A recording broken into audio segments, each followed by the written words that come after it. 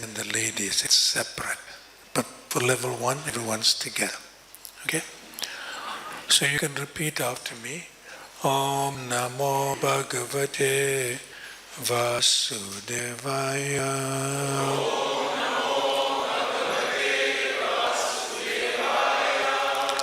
Somebody was having their hands up and they said the sound was not good. Is it better now?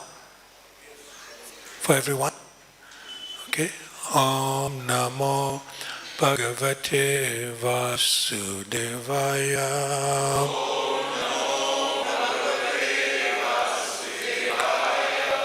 Om Namo Bhagavate Vasudevaya.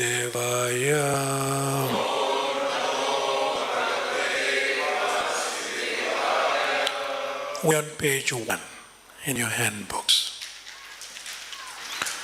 Let's say Prabhupada's pranam mantras together. Panchatattva Hare Krishna. Together. Nama Om Vishnu Padaya Krishna Prasaya Bhutale Srimati Bhakti Vedanta Swami Niti Namine Namaste Saraswati Deve Gauravani Pracharine Nirvishesha Sunyavadi Paschatya Deshatarine Jaya Shri Krishna Chaitanya Prabhu Nityananda Shri Advaita Gadada Shrivasadi Gaura Bhakta Vrinda Hare Krishna Krishna Krishna Hare Hare Hare Rama Rama Rama Hare Hare. Thank you. Go to the cover page. Please ensure you write your name and your telephone number, like a contact number. Because when you leave this handbook somewhere and you don't know where you left it and somebody finds it, they can see that it belongs to you and they'll contact you and give it back to you. Okay? Now, everyone's written the name down on the... Yeah.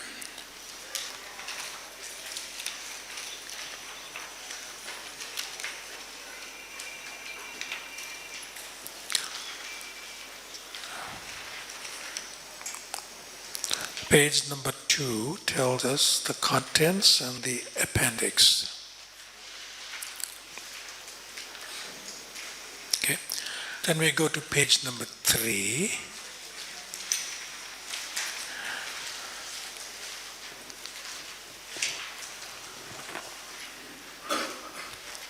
Okay. On page number 3, whatever you see on the screen, it's in your books. For example, on page number 3 it says, Session 1, Introduction, Administration and Norms.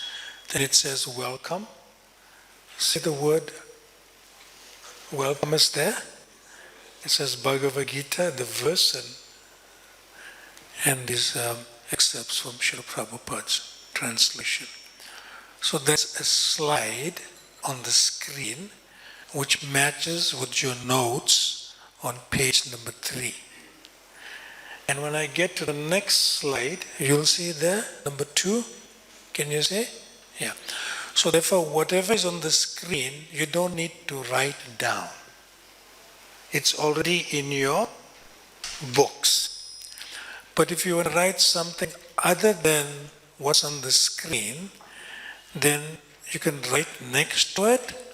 And because the book is photocopied on one side of the page, so if you open your book, that's why you have tables, you'll find your left side is blank. So you can take notes on your left side and you have a pen and the pen writes. Sometimes new pens don't write. So anybody has a pen that does not write? Okay, good. So you write notes relative to this page on the opposite side. Is that okay? But if you brought your own notebook and you want to take notes separately from writing in the handbook, that's also fine. And we've given you a envelope folder. So in your envelope folder will go your Maha Mantra card, which I've passed out to the men, and Kartamisha passed out to the ladies.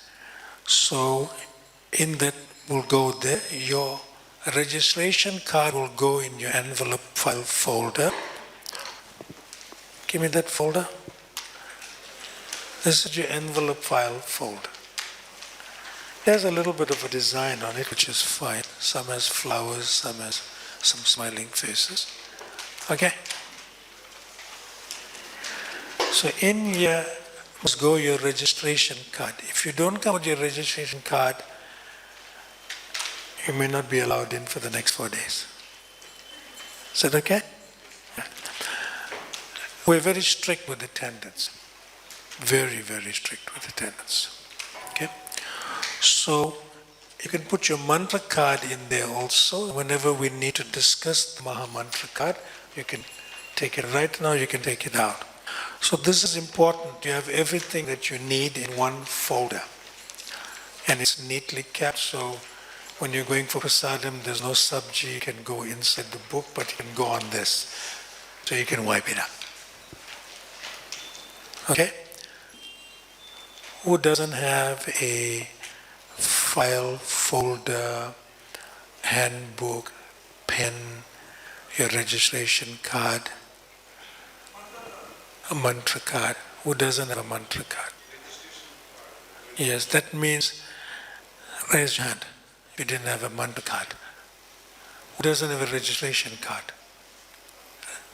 Give me that. This is a registration card. If you don't have this, you see Govinda on the left side. Raise your hand, Govinda. For the ladies' side, you'll get this. And you will see Vishnu Nam on your right side. Vishnu Nam, right, stand up. That's how you get your registration card. If you don't have a mantra card, Maha Mantra card, one side is Srila Prabhupada chanting Japa, the other side is the Maha Mantra. She'll bring it to you now. Mother Kartamisha. Who needs Maha Mantra card?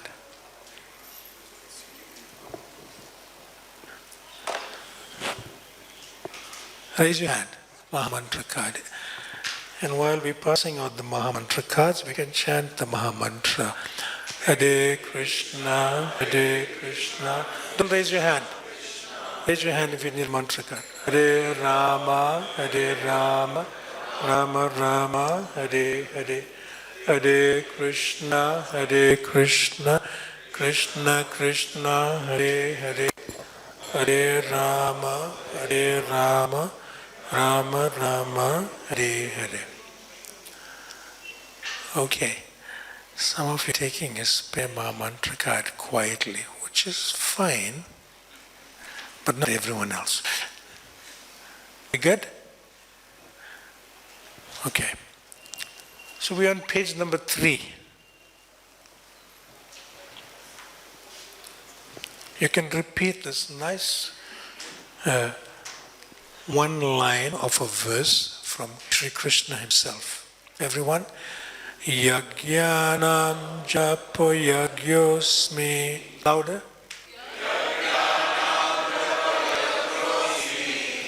Again. Once more. Yajnanam Japa Yajna. So yajna means a sacrifice. And of all of sacrifices, I am the chanting of the holy names Japa. Specifically, the word Japa is used directly by Krishna. It's a beautiful line from the Bhagavad Gita. Okay. So now we have microphones that will be passed to you. Where's the microphones? Yeah. Leave one here. Give me 2. Give me the other one. Radhapadiduli. You keep one here in the front and one to the back there. Take one and take it to the center.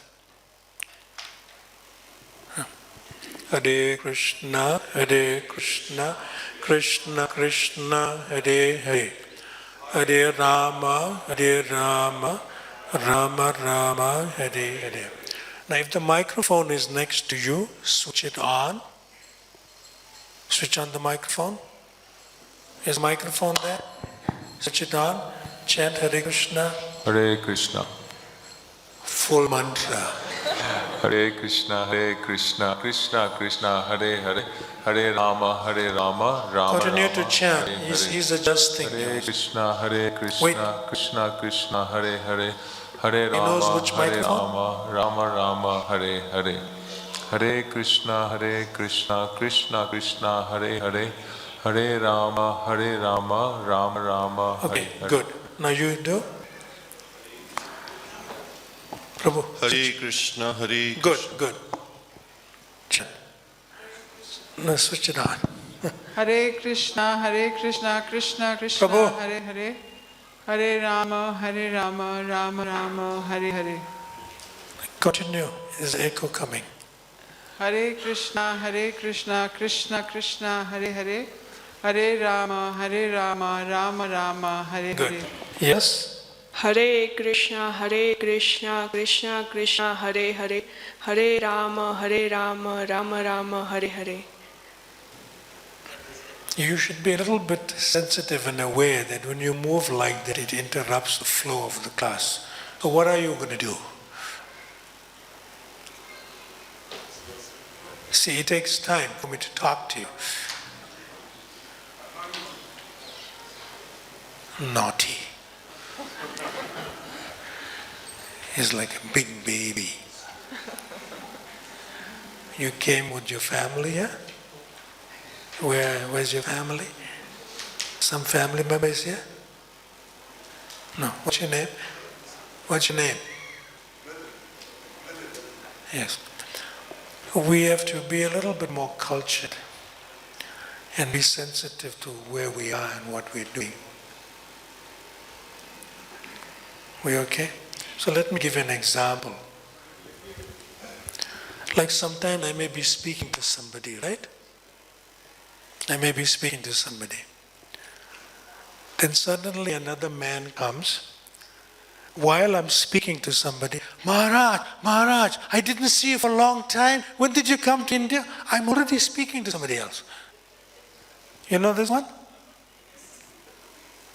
Because he's not sensitive that I'm already engaged in some activity and speaking to someone. But he's seeing me after 50. Maharaj, where have you? Suddenly he realizes I'm speaking to somebody. It's called selfish. Is that okay? So I'm glad you did that, so others will learn in the process. I'm using you as an example. Okay. Now the microphones. You have the microphone, you have a microphone, you have a microphone, you have a microphone. This is my first transcendental victims. You ready, Radhapadidili? Put the microphone on. Okay. So when it says, of sacrifices, I am the chanting of the holy names Japa, so we will kind of change it a little bit for you and try to become Krishna conscious in relationship to Japa and in relationship to something else that you're going to sacrifice for Japa, which is non-different in our intimate association with Radha and Krishna. Yes, Prabhu. What would you sacrifice to chant Japa? And you can take notes, because when he says something, you can write what he said and in your own sacrifice. What would you sacrifice? Sleep, Maharaj. Good, write it down. He'll sacrifice sleep to chant Japa. That's a nice one.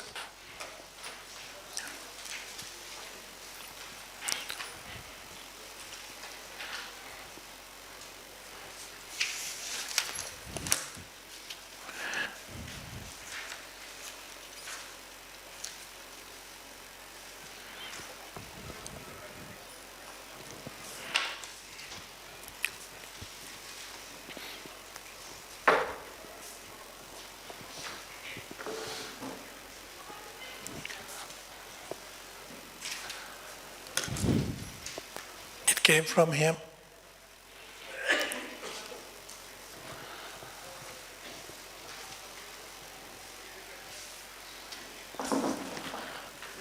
Everyone can see me? It's a nice hall. I'm up. Don't chant with me. Don't chant with me. He said he'll sacrifice sleep.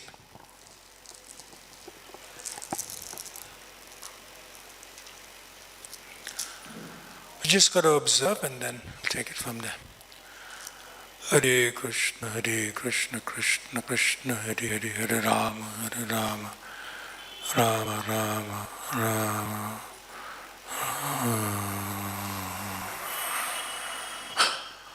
Rama Rama, Hare Hare, Hare Krishna, Krishna Krishna, Hare Hare, Hare Rama, Rama Rama, Rama.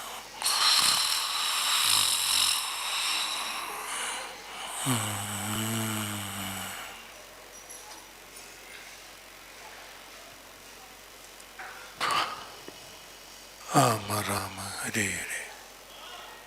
So there are three states. There are three. One is the awakening state, and one is the sleeping state, and one is the dreaming state. That's for the subtle and gross body. It's not for the soul. It's not for the soul. What's your name again? Kanchan Das. Say that again. Kanchan Abja Das. Kanchan Abhuja. Abja. That's lotus. Yes, like a golden lotus. Kanchan Abhuja Prabhu. Okay. Stand up. So when you say that you're going to sacrifice sleep to continue to chant,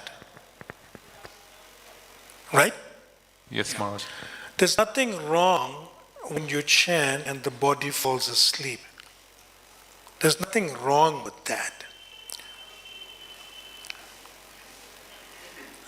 But, let me ask him a question. So when you chant and the body is falling asleep, remember, you are chanting but the body is falling asleep. Who is chanting? Kanchan Abhuja. Who is chanting? The soul. You. Say me. Me. Who are you? Kanchan. The soul, right? Soul. Yeah. But the body is falling asleep, not you. So now you tell us, how will you sacrifice sleep to continue to chant? Tell us. Maharaj, do you mean something practical? Maybe just stand up. What will you do? Maybe just stand up if I was. Maybe just stand up, fine. What else? Try and reconnect from within my heart to understand. So what is nicely telling us that he wants to be conscious when he is chanting. He wants to be conscious when he is chanting. So when the body is falling asleep, one of the things that he will do to be conscious is to stand up. Stand up and chant a few minutes, and then he's conscious and he's go back. That's great. So he is sacrificing not to go and sleep when the body wants to sleep, to continue to chant. Thank you very much. You can sit down. Okay. Now who else wants to contribute?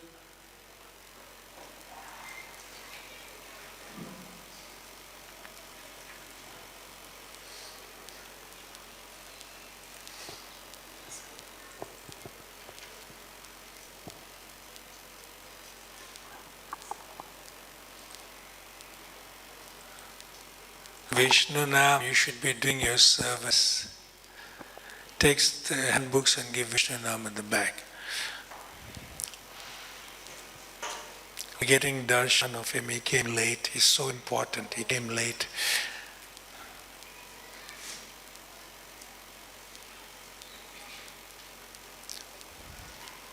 For him it's normal. What's your name, Prabhu?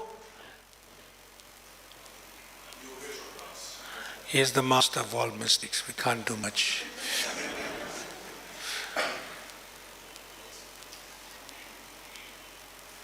Anyone can tell us how else can you sacrifice sleep to continue to chant japa? Microphone there? That's Anuradha Mataji. Tell us.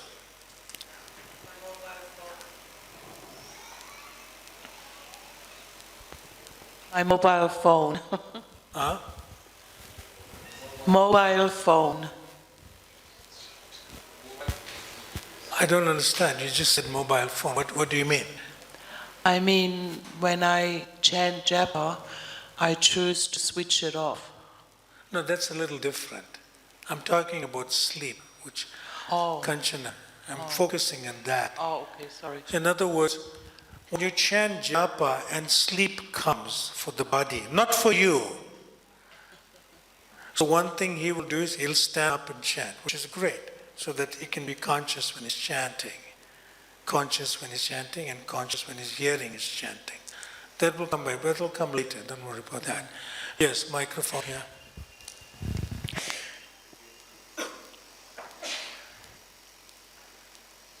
Hare Krishna. Sadhana starts in the evening, so I can take rest early and wake up early. Great. In order for the body not to get into a sleep mode, you rest early to rise early. Write it down. That's a sacrifice. So in order for the body not to go into the sleep mode, you sacrifice to rest early, to rise early. Now all we are doing is talking common sense. What we are doing talking? Don't lose your common sense. Then you have no sense. Then you are a nonsense. No sense means? So use your common sense. That's how simple Krishna consciousness is. What other ways can you, when the body is falling asleep, to become conscious to chant? Microphone? Yes. There's a hand up there. Give him the microphone. You go ahead first. I'll go for a very light dinner. I eat very little in the late in the No, you can hold the microphone close and speak. I'll try to eat little, something that doesn't put me to sleep. That's good. Don't eat heavy in the evening. Sometimes some people's main meal is like dinner, but you have got to change that habit. To rise early, to sleep early, don't eat heavy in the evening. Nice. 3 important points that came from you. Stand up and chant. Take rest early so that you can rise early, so the body is quite conscious and it's chanting. And the third thing is that don't eat heavy meals in the evening. Nice. Take out your mantra card.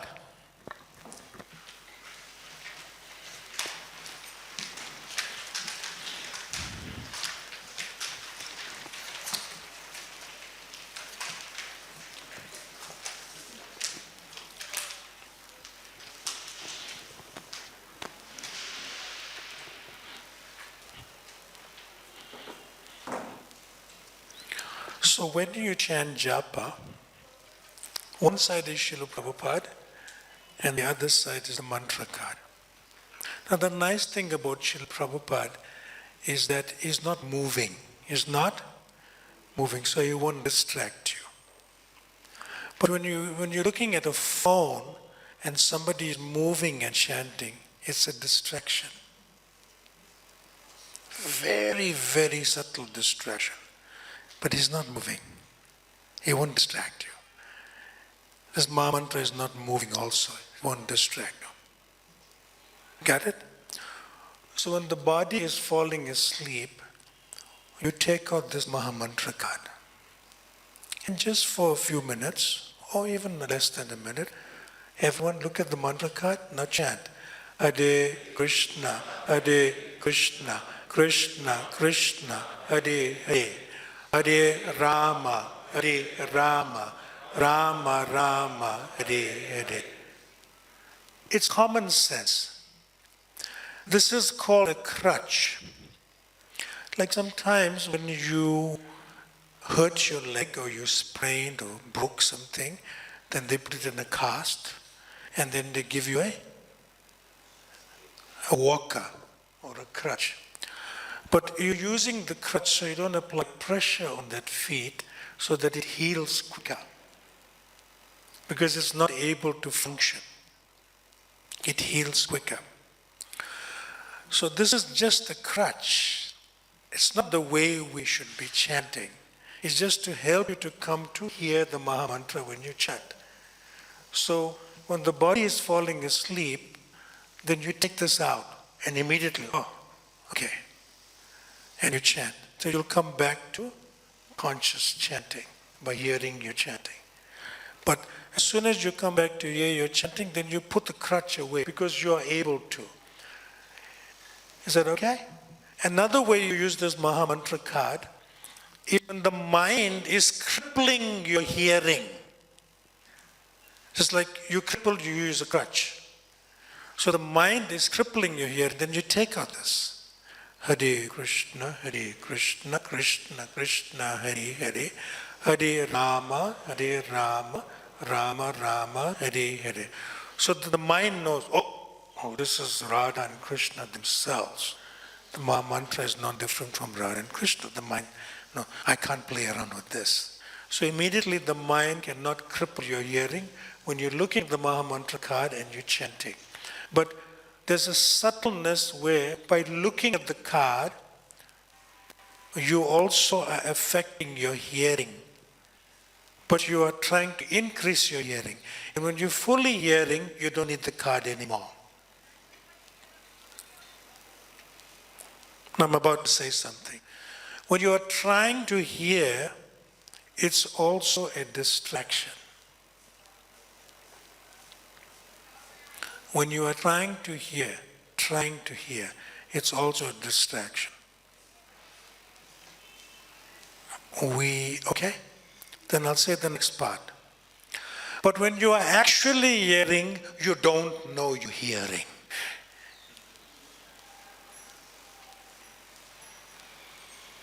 When you put an effort to hear the Maha Mantra, you are hearing more, but still slightly the effort is a distraction. But when you are actually hearing, when you're chanting, you do not know you're hearing. We will discuss that tomorrow at the end, how that happens. Because we have to go through the consciousness preparation today and tomorrow. We all right? So this is how you use the Maha Mantra card also for two things so far. One is that when the body is falling asleep, you take this out for a few minutes or even 30 seconds and you'll become conscious again. And secondly, when the mind is crippling your hearing, Hare Krishna. But when you're saying Hare, you're not hearing, the mind is crippling. Then you take out Maha Mantra card. We all right? Yeah. Srila Prabhupada makes it over and over again in his emphasis that when you chant, you simply hear. You'll see all the notes coming up from Srila Prabhupada. You chant, you simply hear. It doesn't say when you chant, you must see. You chant, you simply hear. We good? Yeah.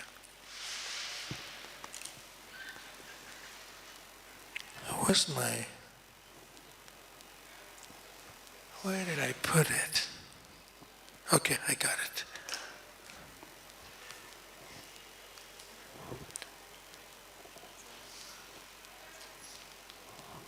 Good?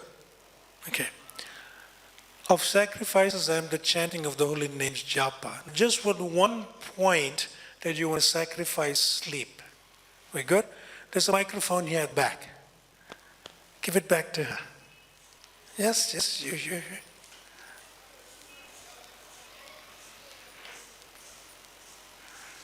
What's your name? What is your name? Julie. Julie. What would you like to sacrifice to continue to chant? Laziness. Laziness.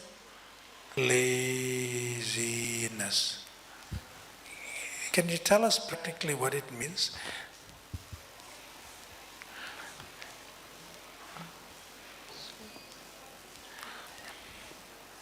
Sorry.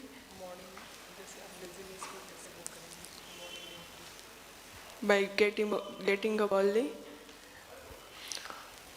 So you were saying that you'll sacrifice laziness to chant. Is that what you're saying? Yes. Now can you tell us how you're going to do that? Besides taking rest early and waking up early, which Sanatana Prabhu contributed to this discussion earlier on, how will you sacrifice laziness to continue to chant japa? What's the practical way you're going to do it? That's a nice one actually. So sacrifice sleep, sacrifice laziness. How will you do it?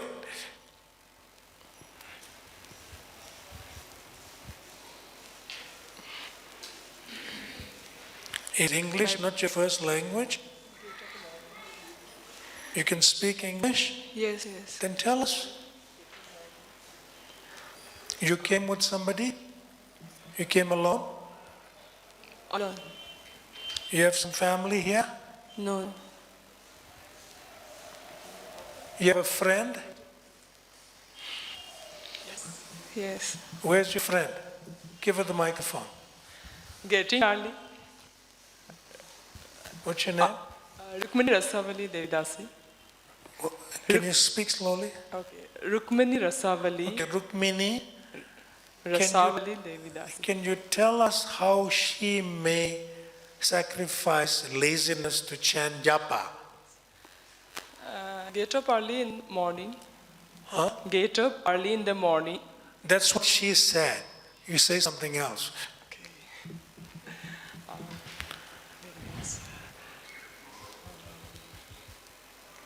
Do you know what's daydreaming? Pardon? Daydreaming.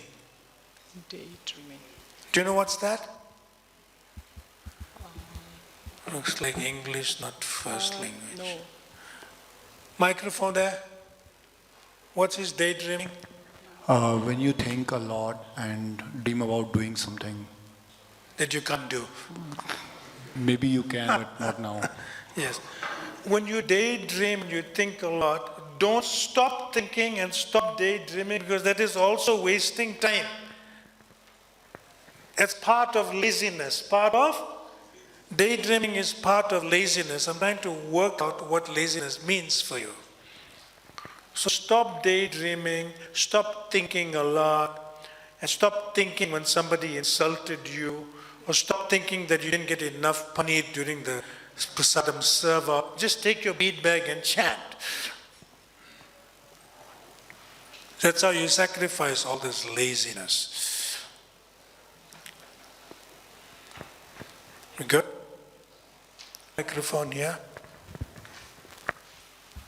Vraja Lakshmi. Yes. What would you sacrifice besides laziness, daydreaming, sleep? What would you sacrifice to continue? The mind, stay to hear and not to hear my mind. Okay, she's going to sacrifice not to listen to the mind. That's not so easy. To hear. Yeah, but tomorrow afternoon we will sort it out, don't worry.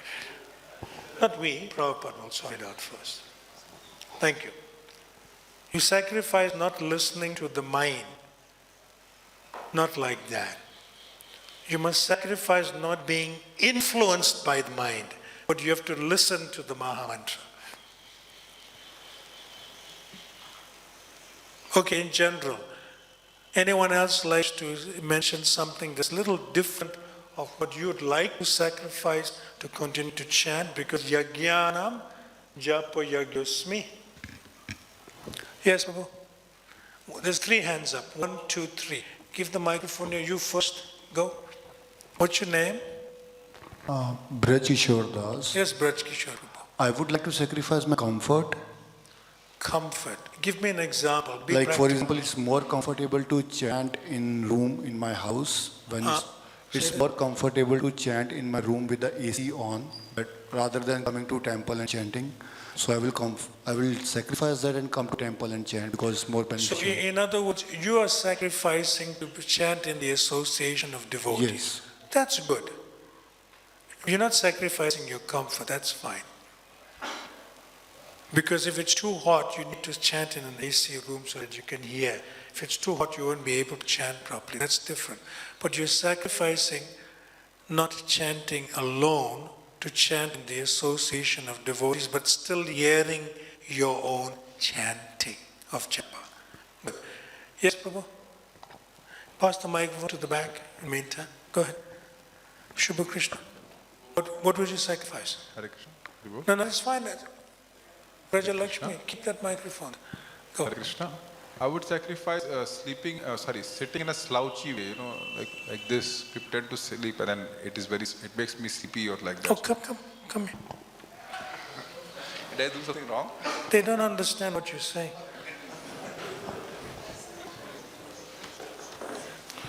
Bring a bead back. Give him bead back. I'm just... No. It's his bead bag. Borrowed. That's okay. Demonstrate what you're talking about. People Demonstrate what you're talking about. No, Don't speak about it.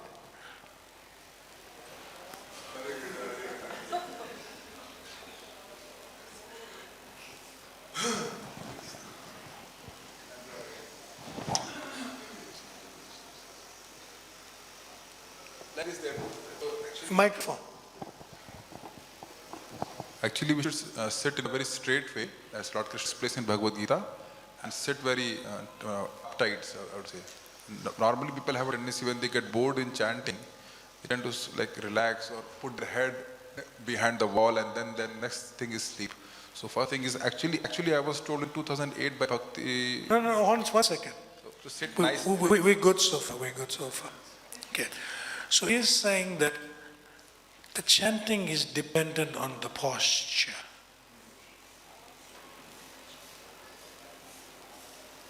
If I don't have love of God. He's saying the chanting is dependent on the posture. I think he's changed the microphones. He needs to fix this microphone. Bring the microphone here. The sound is not so good.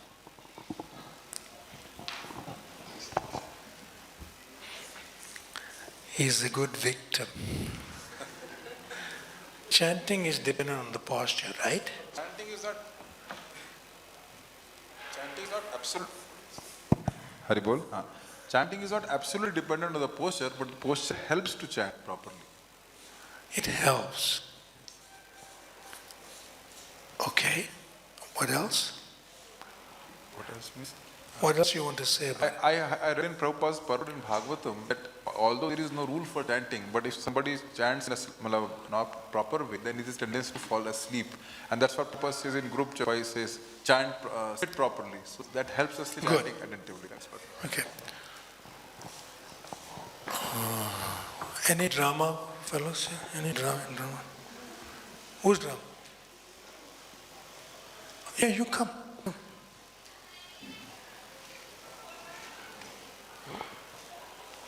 Come.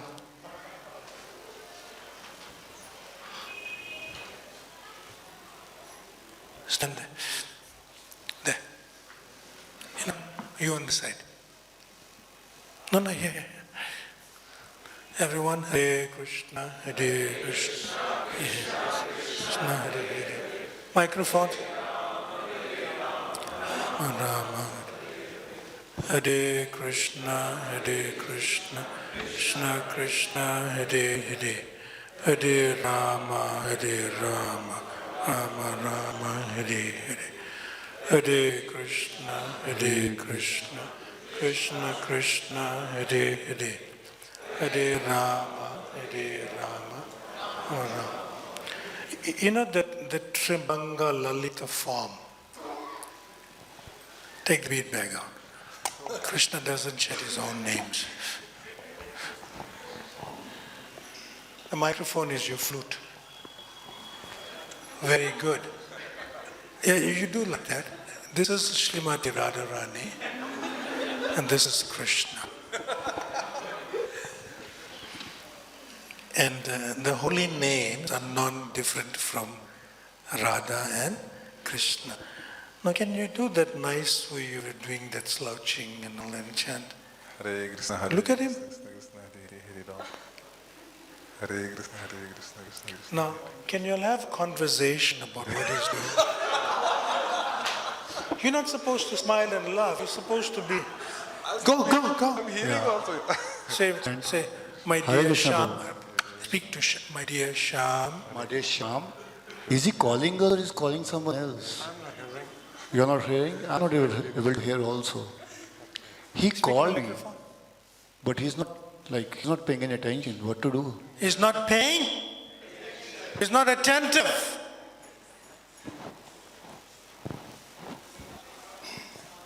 You getting it? The holy names are none different from Radha, Shyamasundar, Radha, Krishna. Stay like that. Okay. Now, you got to talk to him, like, how are you? Is everything okay with your services? Where's your phone? Phone. Any phone. Don't put it on.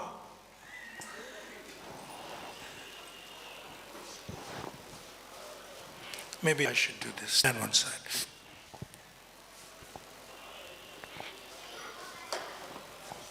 I have a mic.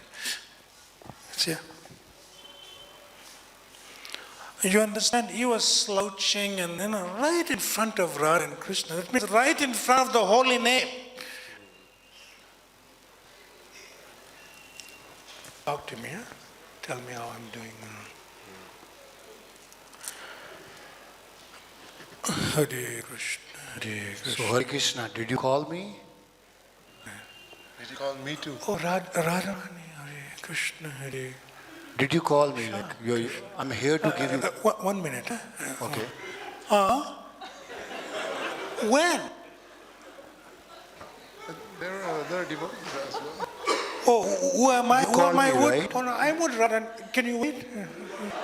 I'm with Radha and Krishna. Oh, you mean you want to see me now? There are other Oh, devotees Krishna, waiting for me. Krishna, Hare. Did you call me? Other devotees are waiting. They are waiting. They are chanting to go there also. 2 minutes. Yes. After that? Okay, just 1 minute. What were you saying, Krishna? What were you saying? I was saying that. No, Krishna first. Oh, Is anybody calling me? oh, and what were you telling me? You were asking something? What are you asking? No. Who are you? Oh, now you don't know me. Okay.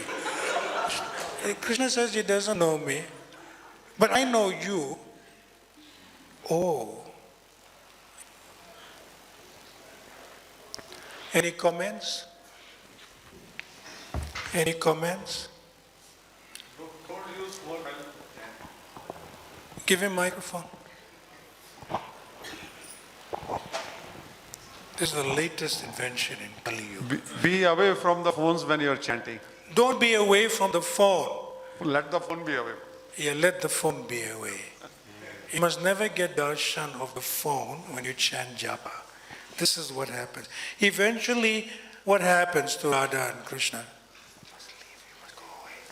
You must go away. One, not now. Drama. Do your slouching.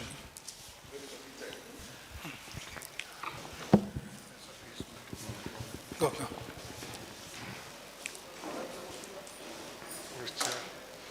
Keep chanting. Chanting. Sleeping silently.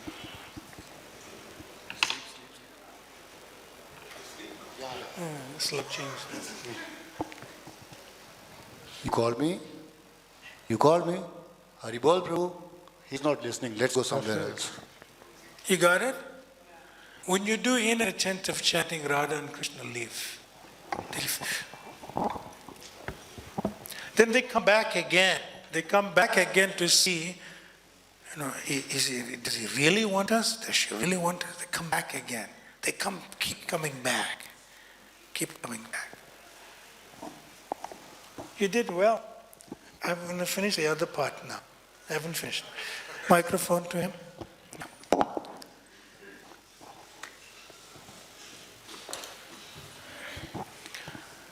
Now I'm going to ask you a question, right? So when I ask you a question, and then you're going to answer. Now when you did this demonstration about, slouching, and just do it again for us. It was nice to see. Do it. And chanting. Do it again.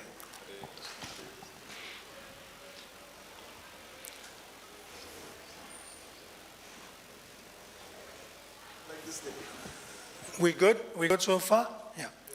So he was making the point, as from Bhagavad Gita and from other places, and he said, what did Prabhupada say?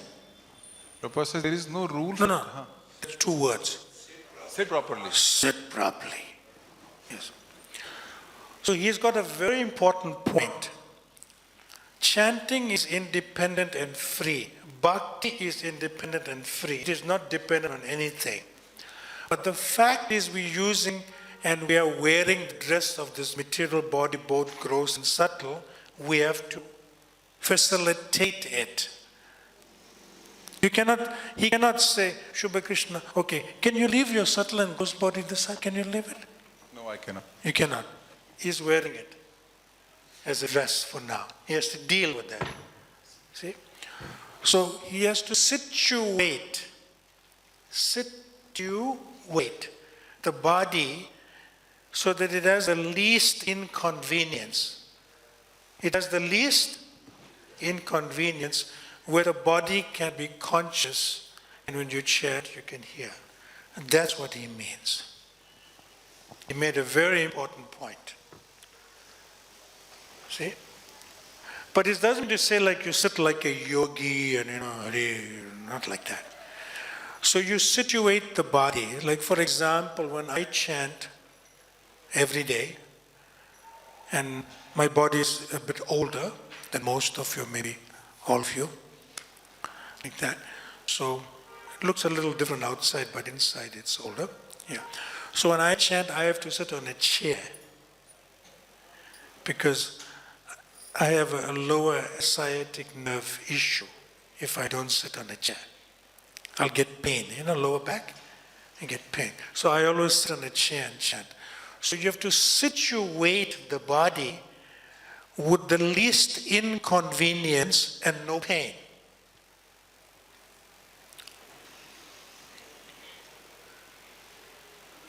It's sometimes just good to sit upright, straight, so that the body doesn't fall asleep and doesn't slouch as he's doing. You just get off the stage now. You did very good. Let's chant for him. Hare Krishna, Krishna Krishna, Hare Hare. Hare Rama, Rama Rama, Hare Hare. Thank you. So now, it's very important that you can change the bodily position when you chant japa because you want to be with Radha Krishna. And Radha Krishna knows that the body is like, you have to make the best use Prabhupada of a bad bagat. So you have to situate the body, and Radha Krishna, you situate the body to be with them. So like Prabhu said, Braj Kishore said that he'll stand and chant. He will stand and chant, so that he's situating the body so that he can hear. Or he can sit on his chair and chant. Or he can pace up and down, not outside, but when we chant together, we can pace up and down, and so that the body is conscious of its hearing the Maha Mantra. We okay? It's very important points. Good. Now, I can take one question for now, and then we'll continue. Anybody has a question? Yes, Prabhu.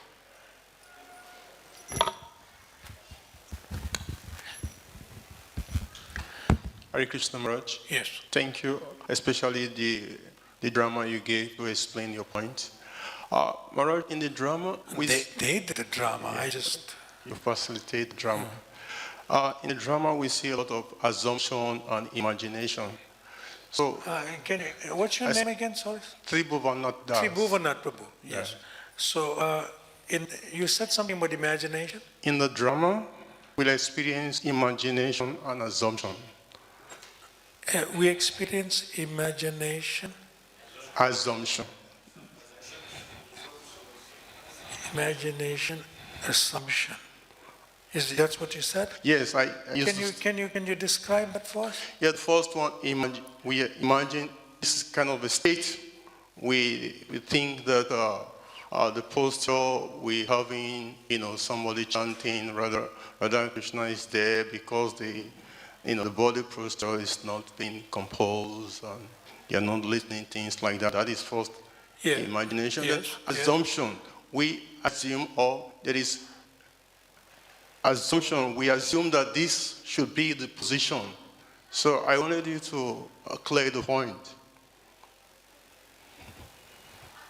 Well, we're preparing consciousness today and tomorrow, so that should be covered. If it's not covered by tomorrow, we still have questions and answers tomorrow. Okay. Is that okay? All right. Right, good. Let's get to page number...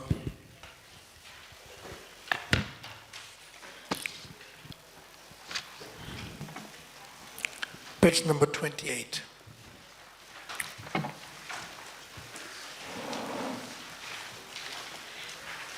There's somebody's Milind. Oh, that's you. Your name is Milind, right? It's okay. Hare Krishna. We're on page 28. Okay. Inattentive or mechanical chanting. That means that the mind is telling you to do something else while chanting. Therefore, one is not focused on hearing the Hare Krishna Maha mantra in japa. So number one, you can write down, sleeping japa.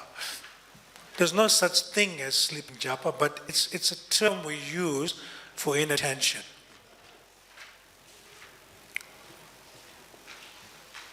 There's no such thing in the scriptures. We're just tabulating this to say how the Kali Yuga, as it progresses, so many new inventions may come out also.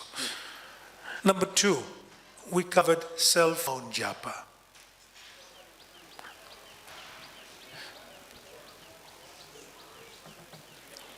What else we covered?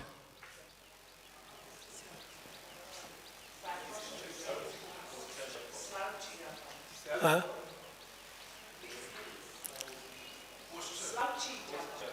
Slouchy.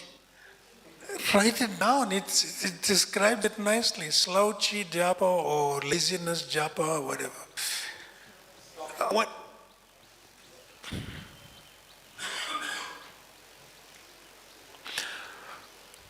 So, explain what you want to say. Because they were writing, I stopped you. Tell us. Sorry, Maharaj. Talking japa, we are talking. I was talking, right? Yeah. So that's called prajalpa japa. What's it called? Prajalpa japa. Ah.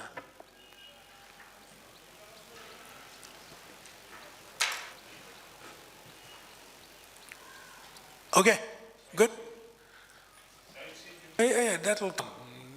This big list will be in there soon, Yeah. Now, it's very important. He said sightseeing japa, right? Write it down.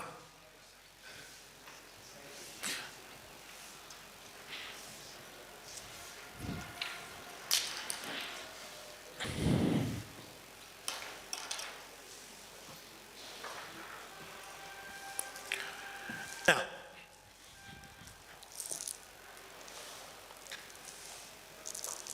everyone understands prajalpa japa, right? We're good? Now, come on your beat back. Join me.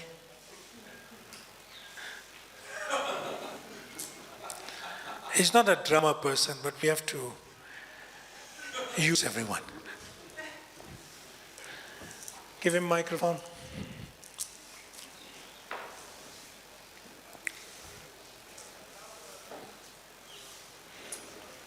Chant japa, walk with me. You have to speak in the microphone also. Hare Krishna, Hare Krishna. No, that's fine. Okay, chant. Microphone. Hare Krishna, Hare Krishna, Krishna Krishna, Hare Prabhu, be careful on his hands, You walk around, Krishna, Krishna, Hare Hare, Hare Rama, Rama, Rama, Hare Hare Krishna. Jai Shri Ram. Jai Shri Krishna. He's a Ram Bhakta, You saw it? He said, Jai Shri Ram. Jai Shri Ram. Nice. Hare Krishna, Hare Krishna, Krishna Hare Hare. Prabhu. I never saw a bird like that. He has see, saffron feathers. You see those type of birds only in Vrindavan. Krishna, Krishna, Hare Hare, Ram, Ram, Ram. I think we better get back to the temple room. Everyone's chanting japa there. You know, it looks like, you see that sham clouds are coming? Sham, rain clouds, you know? Yeah. So we better get back because we may get wet and this one continue to chant japa with the devotees, right? Is that okay? Yeah, yes, fine. Okay. Now, when you see Bhakti Brihat Bhagavat Swami chanting japa in the park, like he said, sightseeing and so forth, when you see him doing this, what should you decode? What will go in your mind and consciousness? And I would like, the temple commander also.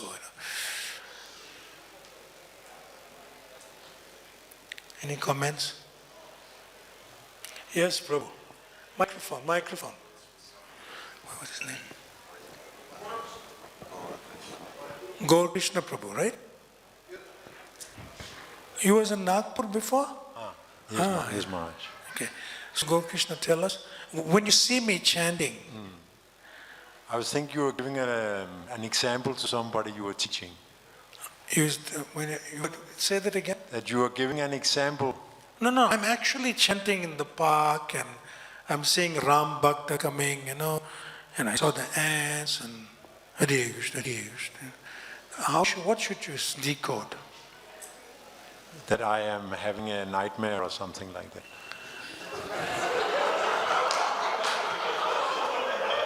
It could not happen.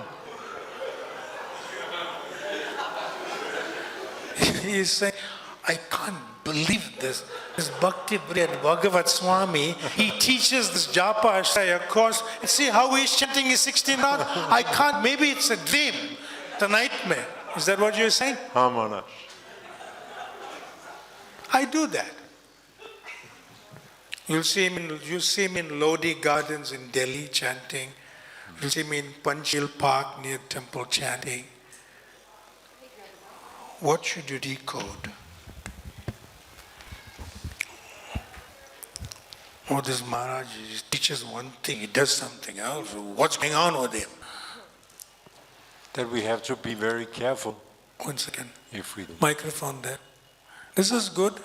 It may be a nightmare. It's okay. No offense, Maharaj, because you're just doing a drama here, but I understood that you're not interested in your chanting, but you're just out there to have a good time. From nightmare to having a good time, that's even worse. No, what I meant was that good you're try, not... It's good. That's what we normally think. This Maharaj is enjoying. See? I won't give him any dakshin anymore. See, he's enjoying. And he's thinking, maybe it's a dream. Am I seeing it's real or what? Microphone to the back. Microphone, pass it quickly to the back to Vishnunam Prabhu. He's coming to. We can think that even senior Vaishnavas are doing this, so this is a way to chant, everybody. Say this again. Senior Vaishnavas are chanting like walking in the park and talking, so new people will follow this. What? The new devotees will also follow this. A new devotee will follow that. It's not setting a good example, right? So everything so far was negative. Everything so far was, he's having a nightmare, and she's saying having a good time, and he's saying, this is not a good example for new devotees. Forget all that. Forget all that. When you see me chanting in the park, you should decode, how nice Maharaj is chanting extra rounds.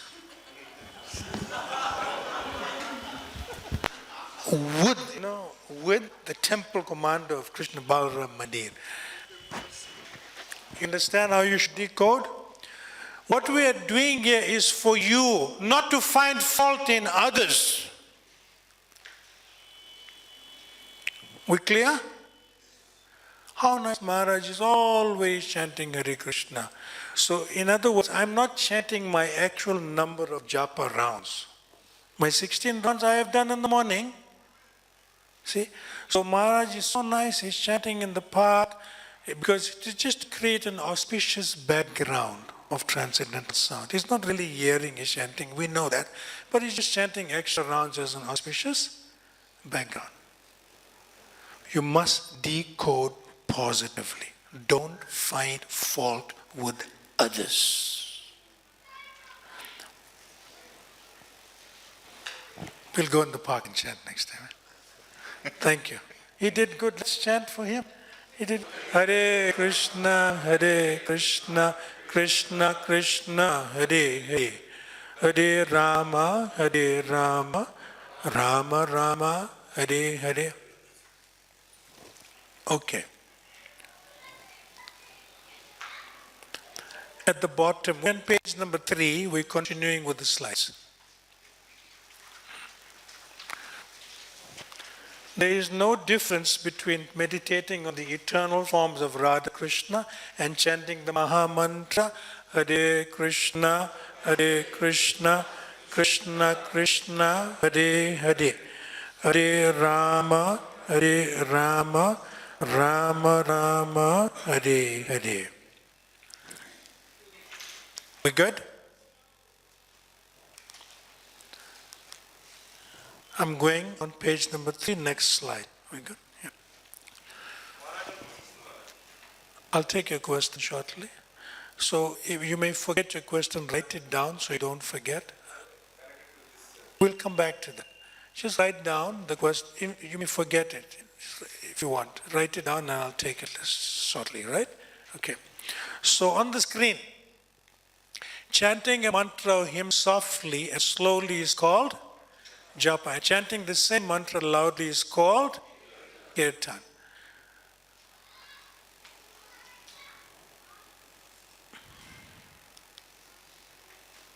Now sometimes some devotees are not aware that when they chant their japa, they are chanting loudly. But for them that's normal. For them that's normal.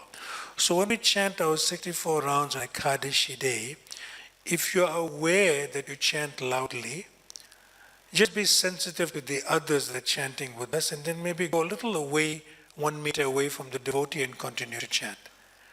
Because you may not be aware that you can chant your japa loudly. It's natural for you to chant loudly. Whereas the other devotees know that that devotee chants loudly, don't avoid the devotee now. You have to chant in such a way that when you hear your chanting, even if there's like fireworks going outside, you won't even hear it. Because you're so absorbed in hearing. So when you're absorbed in hearing your own chanting, unknowingly to you that you are hearing, then you won't hear anything else, even if somebody's chanting loudly next to you. But the devotee who chants loudly also has to be sensitive both ways. Is that okay? Good. Now, I have a question. You know this, His Holiness Jalebi, you know Jalebi, sweet? His Holiness Jalebi Swami is a well-known kirtaniya in the universe. Right? So they're having Kirtan Mela in Krishna Balaram Mandir in the temple room. Okay. So Jalebi Swami is leading such an ecstatic kirtan that it's like 9 o'clock it starts in the evening, 9 p.m., and the kirtan is going on and it's going on and so forth, and it's already 11 o'clock, and you still have 8 rounds of japa to chant. What should you do?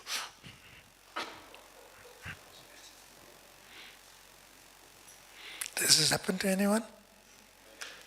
Who said yes? Who said yes? Give her the microphone. They also shook their heads here too somewhere. What would you do? You have 8 rounds to chant. It's going up to 11 o'clock. Ecstatic kirtan. What should you do? And it's a regular day. It's a regular, normal day. Not that you're sick. Not that it's an emergency. It's a regular day. Yes. I will leave and finish my japa.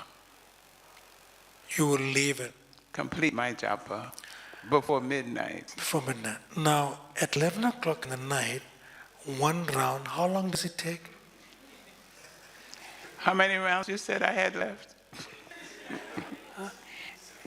How long does it take? It's like this, it's something like this. Say, 11 o'clock in the night, You leave the kirtan, 𝐷𝐵 Swami's ecstasy is out now, and you chanting your japa, right?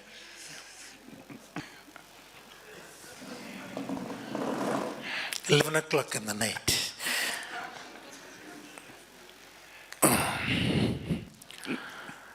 Hare Krishna, Krishna Krishna, Hare Hare, Hare Rama, Rama Rama, Hare. Now I've been chanting, I'm coming towards the end of the round. Hare Krishna, Krishna Krishna, Hare Hare, Hare Rama,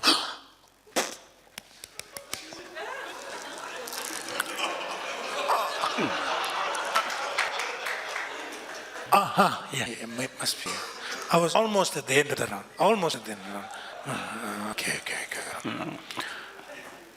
Hare Krishna, Krishna Krishna. That's how the chanting is going to happen. And one round takes like eternally. It doesn't finish.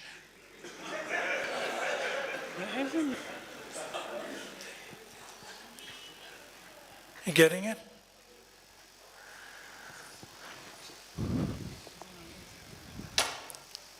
I have a question for you. Ready? Yes.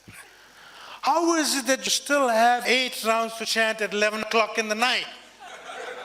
Because I was doing nonsense on the day. Nonsense. At least you realize that, which is very good. You getting it? Yeah.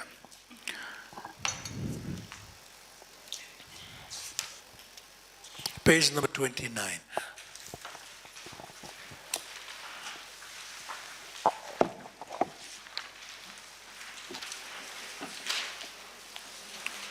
Chanting japa during Brahma Muhurt. This is from His Divine Grace HH Bhakti Swami Srila Prabhupada K. Yes, we have to follow. Number 1, chanting japa should be done early in the morning with full concentration, preferably during the Brahma Muhurta time. Number 2, very convenient for the execution of spiritual activities. You can read that on your own. Again, Brahma Muhurta, 1.5 hours before sunrise. 3, feel transcendently pleased and satisfied. 4, spiritually serious. And I'm reading number 4. One who cannot rise early in the morning. If you are sick, if there's an emergency, we can understand that you cannot rise early in the morning. But you cannot be sick all the time. If you're sick all the time, it's more a mental thing, not the physical thing. Okay? Because you have to get some realization that you're not the body sometimes and continue to chant. See? Which is tested at the time of living this body.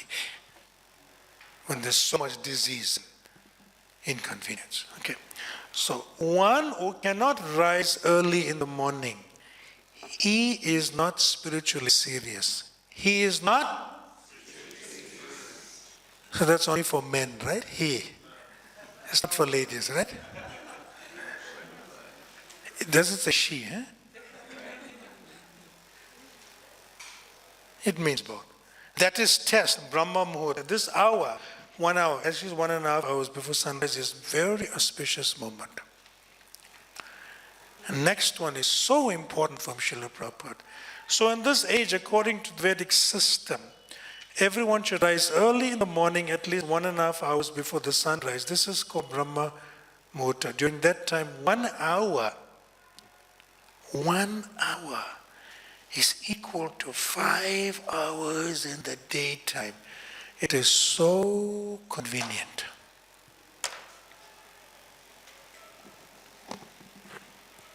You will find that Srila Prabhupada, he used to rise, take rest at 11, mainly, almost not sleeping also. has to manage a worldwide movement, rises at 1,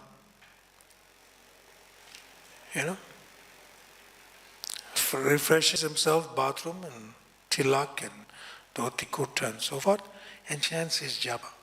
Then he translates. Then he translates. So now, go to the last page. Page number 30. And we go to Monday. Monday the 14th. So we have a period of time chanting here in the Balaram Hall and nowhere else. If you're registered, you come here. 2:30 a.m. to 4 a.m.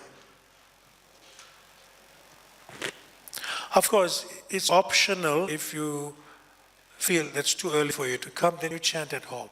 But there's a difference when you come here and chant in the association of devotees. Try your best and come. If there's monkeys on the way, phone somebody, let them come with a stick and walk here. Okay. Now, how many of you have experienced chanting before Mangalati? That's what Srila Prabhupada used to chant his japa. It's the best time. Best time. So come again and experience it on Monday, if you can, right here in Balaram Hall. It's exclusively for those who have registered. We'll be chanting at that time. We're good. Now I have some questions that should motivate you to come and chant in the morning. When you don't chant your 16 rounds of japa in the morning, how does your day go? Huh? Very bad. What's bad? Tell us. When we do any work at that time, we always think if my chanting is not finished. And at that time, we just think the chanting is like a ghost. It haunts you for the rest of the day. 8 more rounds to finish, this, that. Yeah. Yes. So when you don't chant your rounds in the morning, clearly your day doesn't go well. You don't finish everything you need to do. You become more agitated and angry and so forth like that. See? And you say, I have no time. I have no. That's true. That's true. I have no time. And even easy things become difficult to overcome during the day. But if you do chant your rounds in the morning, you'll finish everything you need to do during the day and say, I have time. I have time. You possess and control time. When you possess and control time, then you possess and control Radha Krishna. Kalosmi Lokashaya. Krishna says, I am the destroyer by time. But you control the destroyer of time, which is in the form of time. Now, next question. Everyone has this experience. How come they still don't chant their rounds in the morning? Why?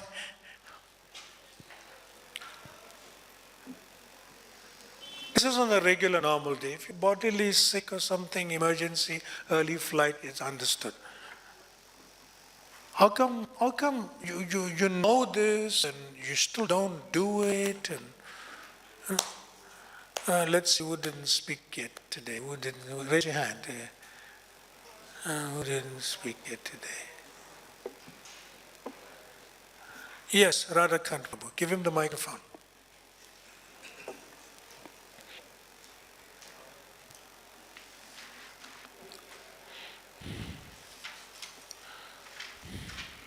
Not giving highest priority to chanting? No, that's clear. Yeah. If you're not chanting in the morning, you're not giving it its priority that's necessary. Yeah. So that's clear, okay? But what's the reason, despite knowing and having that experience when you chant in the morning, things go better? And even if there's difficult situations, you know how to handle it with proper consciousness. Lack of determination. Lack of? Determination. Lack of determination. But you're determined for other things, right? Yeah. Okay, good. Thank you for that. Yes, microphone. Microphone here. Microphone. Lack of inspiration. Huh? Lack of inspiration. When you say lack of inspiration, you need to get inspiration from outside of yourself, or you need to be inspired by others, or what does this mean? Maybe based on lack of association with Oh, the then you Buddha. say it's lack of association. Okay, let me ask you a question. Ready? When you're hungry, can somebody else eat for you? No. And even if there's nobody else around, can you still eat? Yes. Yes. Now when you chant your 16 rounds of japa, can somebody else chant for you? No. And if there's nobody around, you still have to chant, right? Yeah. We good? So inspiration must come from inside, not from outside. We okay so far? I'm not taking any questions on this point right now. Okay. If you do not chant your rounds in the morning, despite knowing it's the best time to chant, one has lost one's simplicity. One has lost one's simplicity.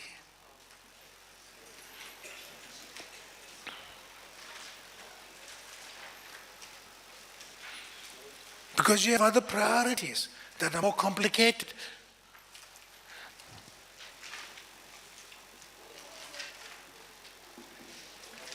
And when one loses one's simplicity, then one loses one's common sense.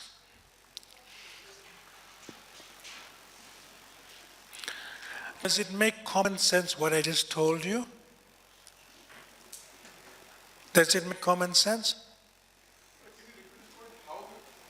When one loses one's simplicity,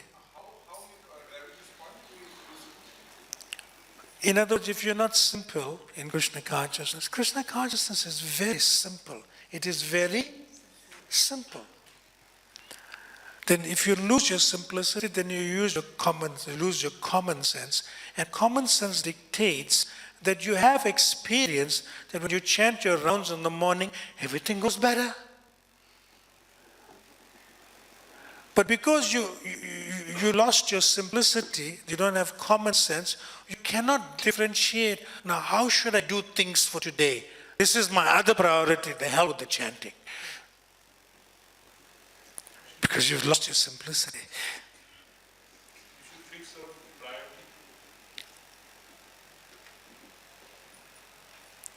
Ram Sharan Prabhu says you have to fix your priority. That's true. But it's easy for you because you're in Vanaprastha ashram. At the same time, do not lose your simplicity and neglect your duty as a mother, father, husband, wife, son, or daughter. You can't neglect your duty. It becomes more complicated. See? It's easy for me to say because I'm a sannyasi, so. You getting it? Yeah. So therefore, by tomorrow evening, and even by Tuesday morning, after we chant 64 rounds, it's like you're going to take away things with you that will probably change your whole life in Krishna consciousness. And it's all got to do with the simple instructions simply given by His Divine Grace, HH Bhakti Swami, Srila Prabhupada. You don't have to go very far.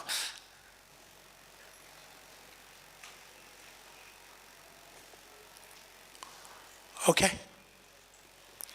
I'm just going to conclude with this lesson, but we have covered in other lessons also. We're doing pretty well. Then I'll take the questions. We good? Okay. Now, bottom. We're on page number 3. I'm reading. Everyone's with me? Yeah. Just like we perform kirtan, what called kartal, this is also Krishna kirtan. If you write books about Krishna, if you read books about Krishna, if you talk about Krishna, you think of Krishna, you worship Krishna, you cook for Krishna, you eat for Krishna, so that is Krishna kirtan. If you're in temple construction, if you're doing maintenance, if you're collecting donations, if you're cleaning the temple, if you're making flower garlands, all that is Krishna Kirtan. Krishna Kirtan is inclusive of every activity we do in Krishna consciousness other than chanting japa.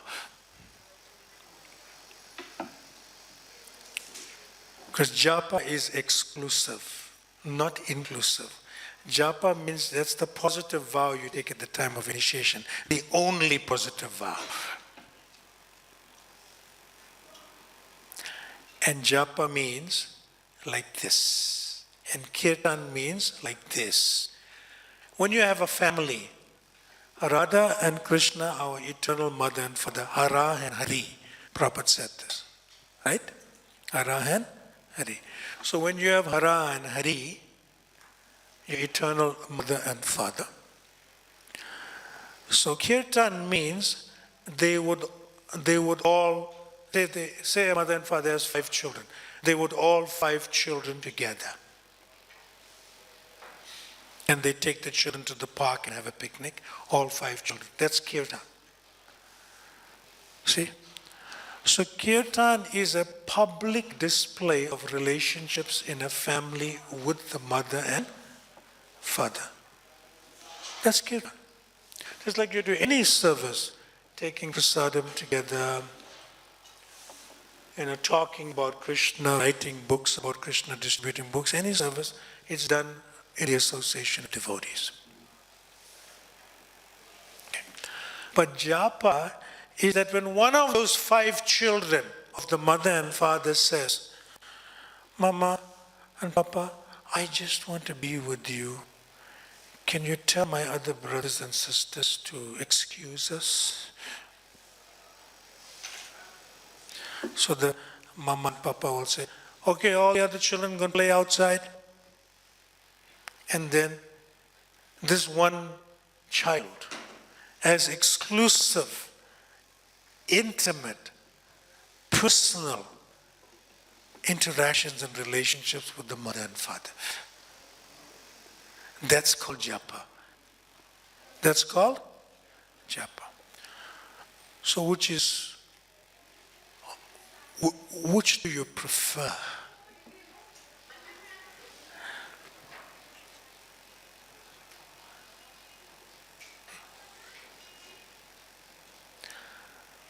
You prefer something that's japa, right? Because that's the vow we take at the time of initiation also.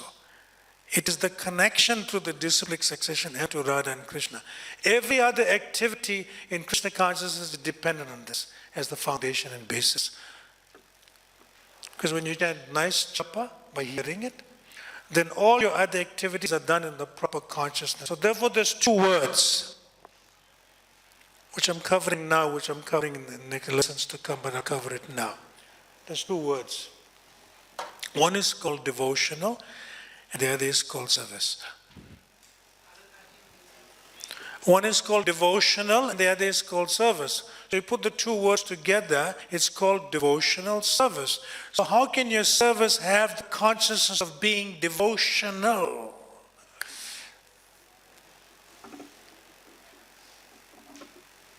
That is when you chant your japa. When you chant your japa, you infuse your consciousness to do all other activities, which is not just called service, it is called devotional service. But if you don't chant your japa, you're doing service. And may not be looking forward to doing the service properly.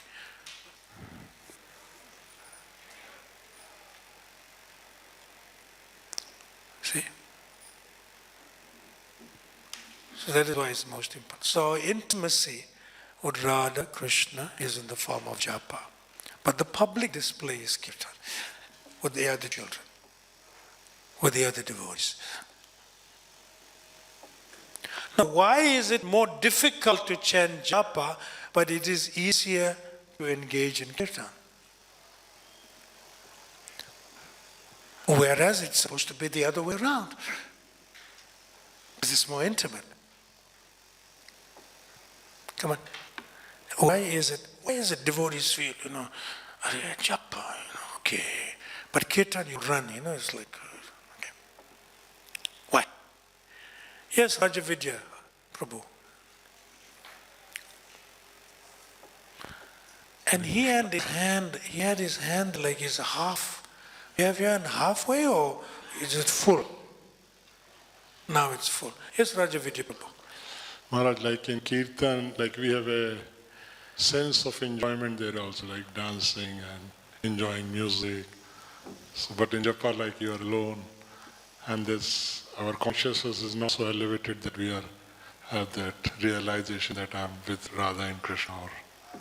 Good. Kirtan brings you from the external into the internal. It has its place. Kirtan brings you from the external into the internal. It has its place. But japa, if done properly, by chanting and hearing, maintains you internally. Now that child who is exclusive with the mother and father,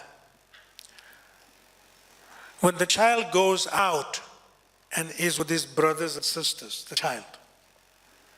child does not speak about that closeness of relationship or intimacy that it had the mother and father just to themselves, just to them, himself or herself.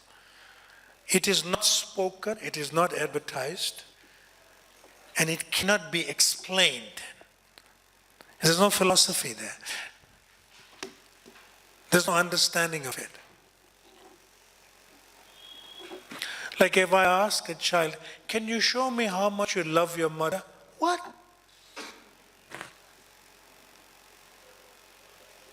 I love my mother. But can you show me how much? What are you talking about? That's intimacy of japa. It's your relationship with the divine couple, Radha Krishna. Coming through the mercy of the disciplic succession, when you take that vow before initiation, you do it, and after initiation, you continue.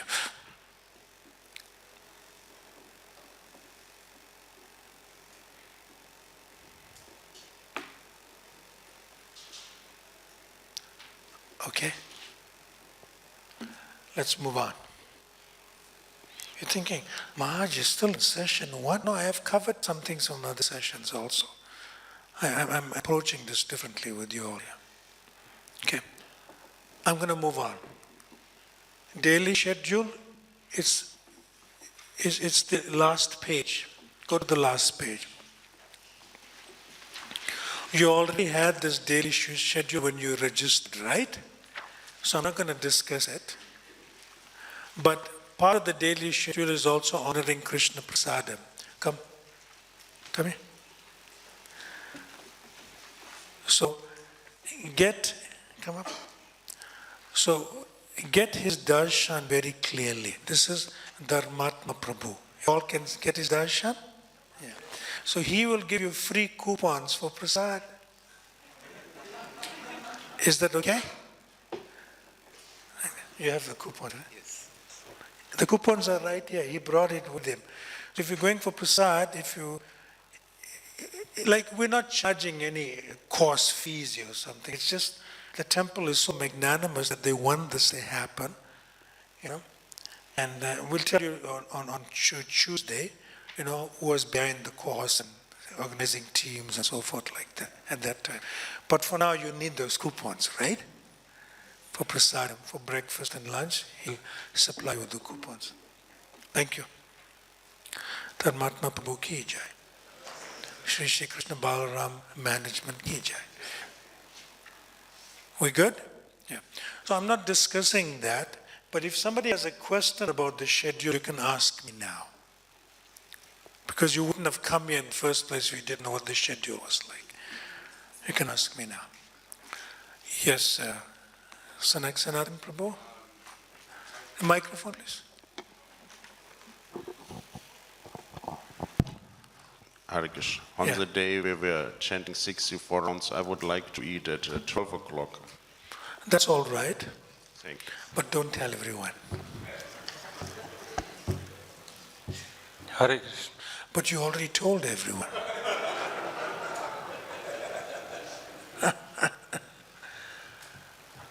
Okay, if you have some health situation and you eat at a regulated time, that's fine. Excuse yourself, but don't let the mind keep you away too much. And don't overeat. Come back and chant with us. The mind is very naughty. We'll discuss the mind tomorrow. Mom. Yes. Microphone? Hare Krishna. 1 second. Oh, somebody has the microphone somewhere? 1 second. Go. I'm talking about the schedule. Only schedule, not question. Only schedule. Hare Krishna. Your name, Hari Bhakti? Hari Bhakti. Yes, tell us. Yes. On the Ekadasi day, usually after Tulasi Arati, we go... On which day? On Ekadasi day. Ekadashi day, yes. We go on Vrindavan Parikram after Tulasi Arati. And this Ekadashi, you stay here, next day go for... No, not next day. After 2 days. You be with us, huh? Sure. Wouldn't you like to give us your nice association during chanting? Sure, that's why I'm asking. So. Will you give us your nice association during chanting? Yes or no? Yes, of course. So you can do your Vrindavan Parikram another day, like Wednesday or Thursday? Yes, of course. Lalit Krishna Prabhu, is that all right? You're blessing her? Yeah. Fine? Yeah, fine with me. Yeah.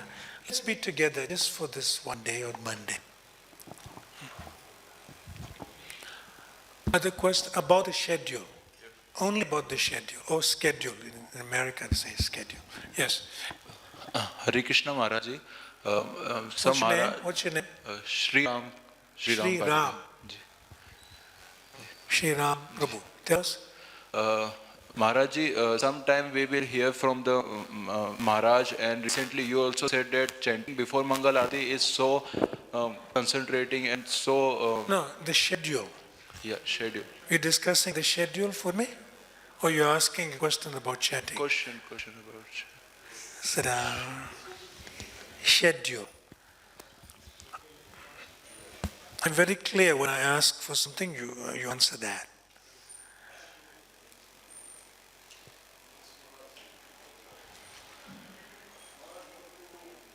No, microphone. Tell everyone your name first. He gives these announcements in Hindi in the morning, and he's very affectionate to everyone when he gives this announcement. Just tell us. Hare Krishna Maharaj, Krishna Kumar Das. So what you look very young, Kumar.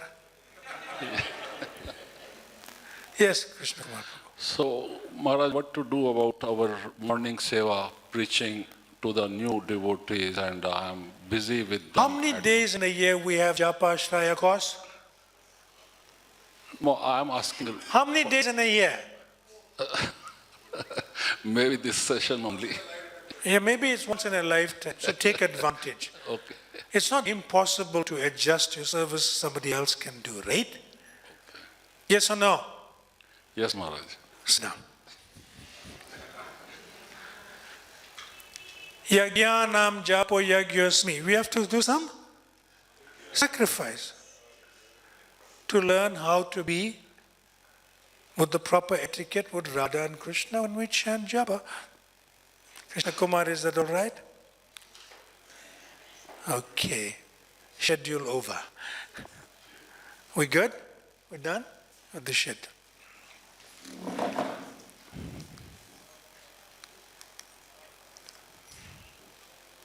Notes and appendix. At the back of the book there's an appendix, there's several pages, there's about 6 pages in total about the holy name. It'll take you not more than 20 minutes to read. So that's your homework. Okay? You'll see at the back of the book appendix, there's 6 pages to read. Day room, washroom facility, you all have your places of stay and so forth, and you're in Vrindavan and you have your place of stay, right? Washroom facility and so forth, the public washrooms are on this side here. You probably know. Everyone's aware of it? Okay, good. Drinking water, there's there's 2 receptacles of drinking water in the back somewhere. There's a cup and there's a bucket to put the cups back in there, so you can help yourself whenever you need at the back. Is that okay? Yeah. Early to bed, early to rise, we already discussed that, and Sanatana Prabhu started that discussion earlier on today. Okay? Next. I'm not going to go through this, it's going to take time. But you can write your name, and presently I'm feeling hungry. Presently I'm feeling nervous, presently I'm feeling happy. It's going to take time, so I want to say time with this. And chanting japa is nice. Chanting japa is wonderful. Chanting japa is purifying. You can fill that on your own later on. Okay. Now moving on. We're still on page number 3 at the bottom. This is most important. It's called norms. The norms govern how we facilitate and how you respond during the facilitation of the course. It's very important. Okay? So I'm going to go through this quite briefly. And then we're going to take a break at 12 for a Gayatri and so forth. Okay. Number 1, together we will sincerely try to participate in all activities, including japa, kirtan, and honoring prasadam. Okay? We'll be punctual for all sessions. That's there in your schedule. We will avoid using the phone and email during sessions, with the exception of these devotees. They're doing some recording and so forth. Okay? Now, if your phone somehow rings, I'm going to give you a transcendental reward. Try me.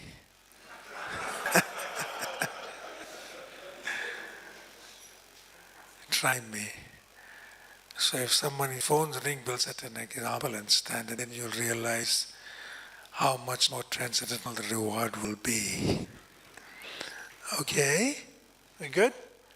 Number 3, we will avoid using phone and email during sessions. 4, we will maintain a sacred atmosphere and avoid mundane talks, especially when we chant 64 rounds.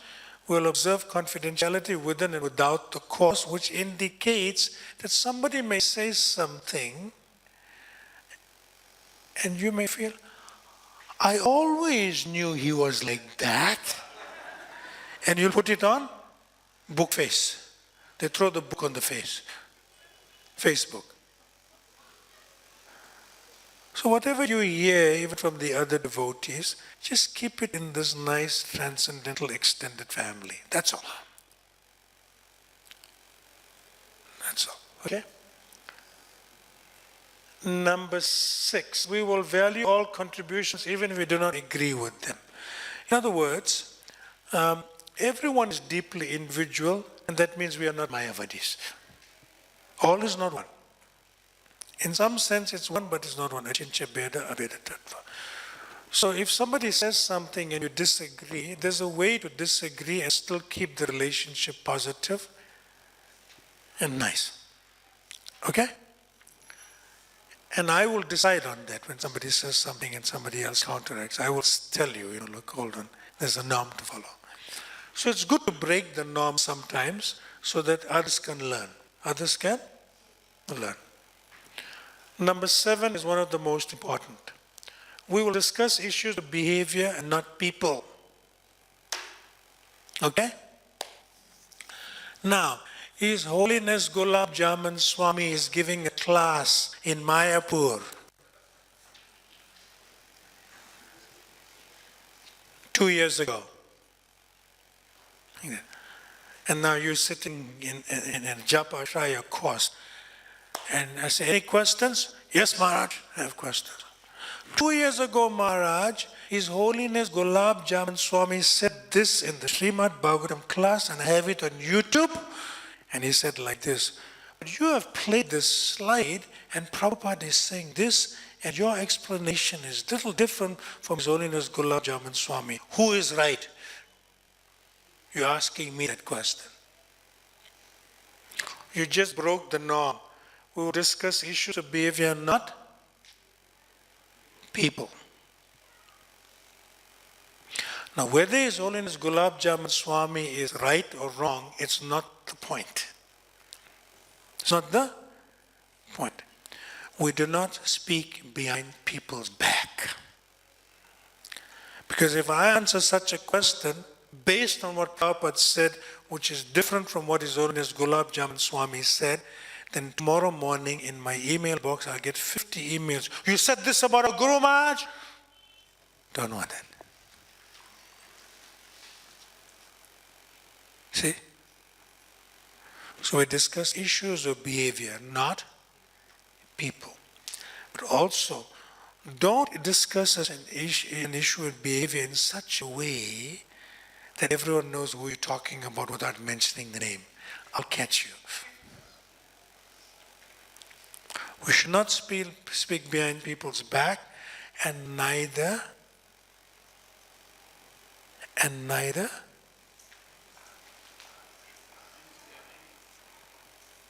come, who wants to complete it? And neither should we disrespect them in their absence. We should always respect people in their absence. Don't disrespect anybody, even if they're right or wrong. It's a good policy to follow. Prabhupada says that's a definition of straightforward dealings. If you speak behind somebody's back, you're not straightforward. And when you face them, I didn't say like that, I said it this way, they misunderstood and they told you like this, what can I do? Then when you go to the other person, but you meant this? No, but do also interpreting it. It never ends. It never ends, yes. So always discuss issues of behavior, not people. Now, how should you ask a question? Say, for example, His Holiness Ghulam Jaban Swami definitely said that. He definitely said something and you want to clarify. Now, how should you ask me the question? Come on.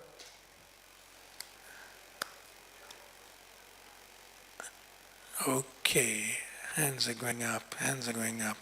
Let's go to Mataji first and come back to you. Yes, go. Microphone. Microphone, someone here, microphone. Yeah, there's one here, right here. It's coming to you. Yes. So the correct way to deal with it, I would suggest, this particular topic was discussed, and it appears to me No. You cannot say this particular topic is discussed. Then in the break, somebody asks you, who discussed it, where? Then it becomes a prajalpa. But good. The way you did it was good, so everyone can learn. We are so conditioned and used to asking things in that way that we commit offenses unknowingly. But this is good what you said. Somebody else? Good try. And that's good you did that because we're learning. Yes, microphone here. I think Radhakan came to some previous classes and courses I taught. He probably knows the answer. Yes, Prabhu. Gaur Krishna Prabhu. Go ahead. We could ask it as a hypothesis. If someone said, what did you use? What's the first word you use? Hypothesis. So what's the first word you use in your hypothesis? If. If, yes. That's all. It changes everything. You just choose one word. If this is like this, it's like you're speaking in the future tense, although you have a past experience. Just use the word if, and you answer and you ask the question. That's all. It's just a simple thing. Just one word changes everything. And no Vaishnava Bhatt. Good. Another way is that you speak in the first person. You say, Maharaj, but I always felt this is how it meant. But you are saying something different. You are right here. You are right here. You're speaking from your own realization from yourself. That's fine.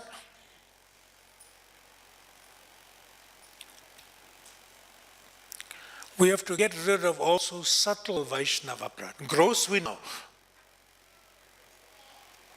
Gross is mind, body and words. Words and body. But subtle, very, very subtle.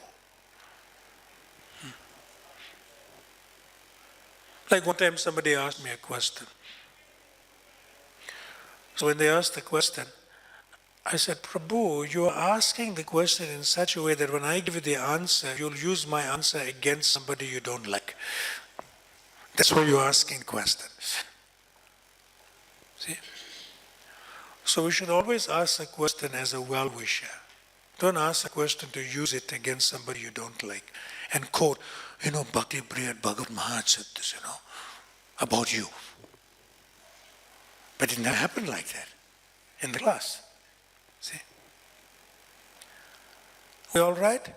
Okay, now do you have any questions so far on the norms only? Any questions on the norms only that we discussed? You can use these norms in a small family meeting. You can use these norms in a management meeting. You can use these norms anywhere you like, provided before you use the norms in any meeting, you chant your 16 rounds japa first. Even if others don't, you do it. Then it works. Then it functions. Then you make Krishna conscious decisions, you make Krishna conscious suggestions and so forth. Yes, Prabhu. Maharaj, number 5th. Can you explain number 5? Yeah. Read it for us. Read it. We will observe confidentiality within and without the course. Yes. Tell me the question. What's your question? I don't get this point much. You do not get this point. Okay. So who can help me for him to get the point? Microphone, yeah?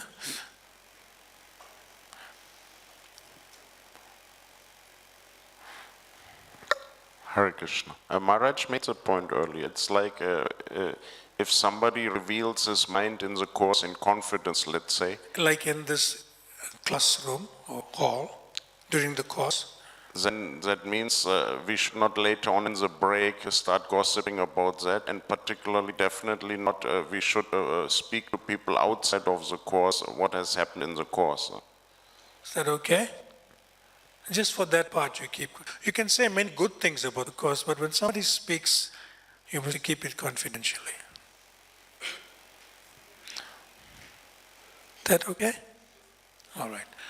So we're going to give you 8 minutes break. How many minutes? And 2 minutes to come back. That's 10 minutes in total. Srila Prabhupada ki, Antakoti Vaishnava Vranda ki, Rai Gaur Premanande, Hari Hari Bol. Session 2. There.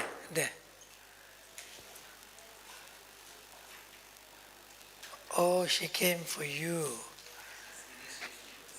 Okay. Tell her she can excuse herself. She doesn't know English. What language she speaks? Can you go there? Vishnu Nam? Okay. Hare Krishna. These things take time. I think she went to your office, she got your darshan this side and she came here. Can't get away. Okay, Hare Krishna, Krishna Krishna, Hare Hare. Hare Rama, Rama Rama, Hare Hare. There were some outstanding questions from the earlier sessions. Let's take your hands up. Raise your hand up if you have a question from the earlier session. 1, you had a question? 2, 3, 4. Good. Go. Speak. What's your name again? Hare Krishna. What's your name Thank again? you, Maharaj. My name is Rakhal Raja Das. He's a king. Okay, go. So Maharaj, in the beginning, many types of chanting was discussed here. No. That's not in the scripture, don't worry. No, many types. One type is, usually nowadays we can see that the walking, morning walk japa. So would you like to say something about it? Huh? Many the devotees, they are doing. So in the morning they are walking. Where? Morning walk, they are... Where are they walking? In the temple room? No, not in temple room. And morning walk means outside temple, outside. But you just broke a norm.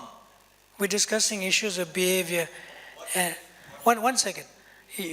Nice he broke the norm. We're discussing issues of behavior, not people. He said generally many devotees. See, he broke a norm, eh? Sit down. You rephrase your question after we take his question. Prabhu, you have a microphone that has questions? Give the microphone. There's two microphones. There's another one here. Give this behind you. Too. Right. Start your question, Rajavidya. We come back to you, eh?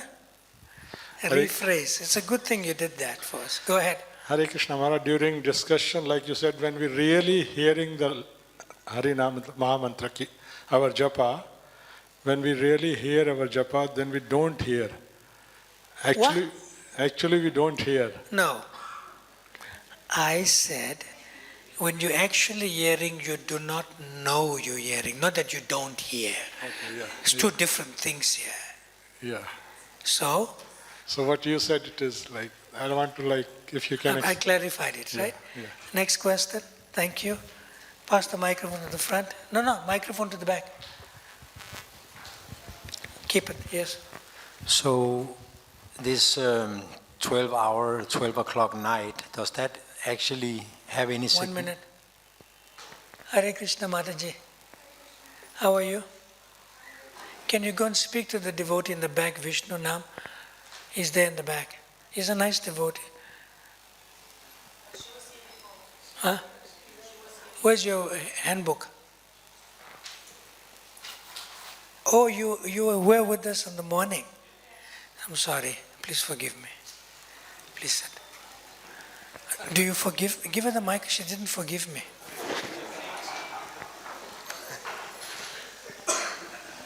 I made a mistake. I'm sorry. Are you sorry you came late? After the break? Yes, Maharaj. No, that's okay. No explanation.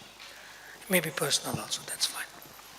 Now I said, I'm sorry. She said, she's sorry. Where do we end with this? Okay, what's your name?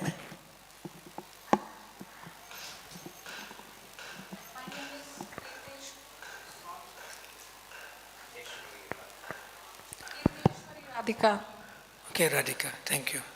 Chiteshwari. Radhika. Tirtheshwari. Okay. So we have an important question coming up for everybody. What's it, Chestwari? Chi? How you spell that?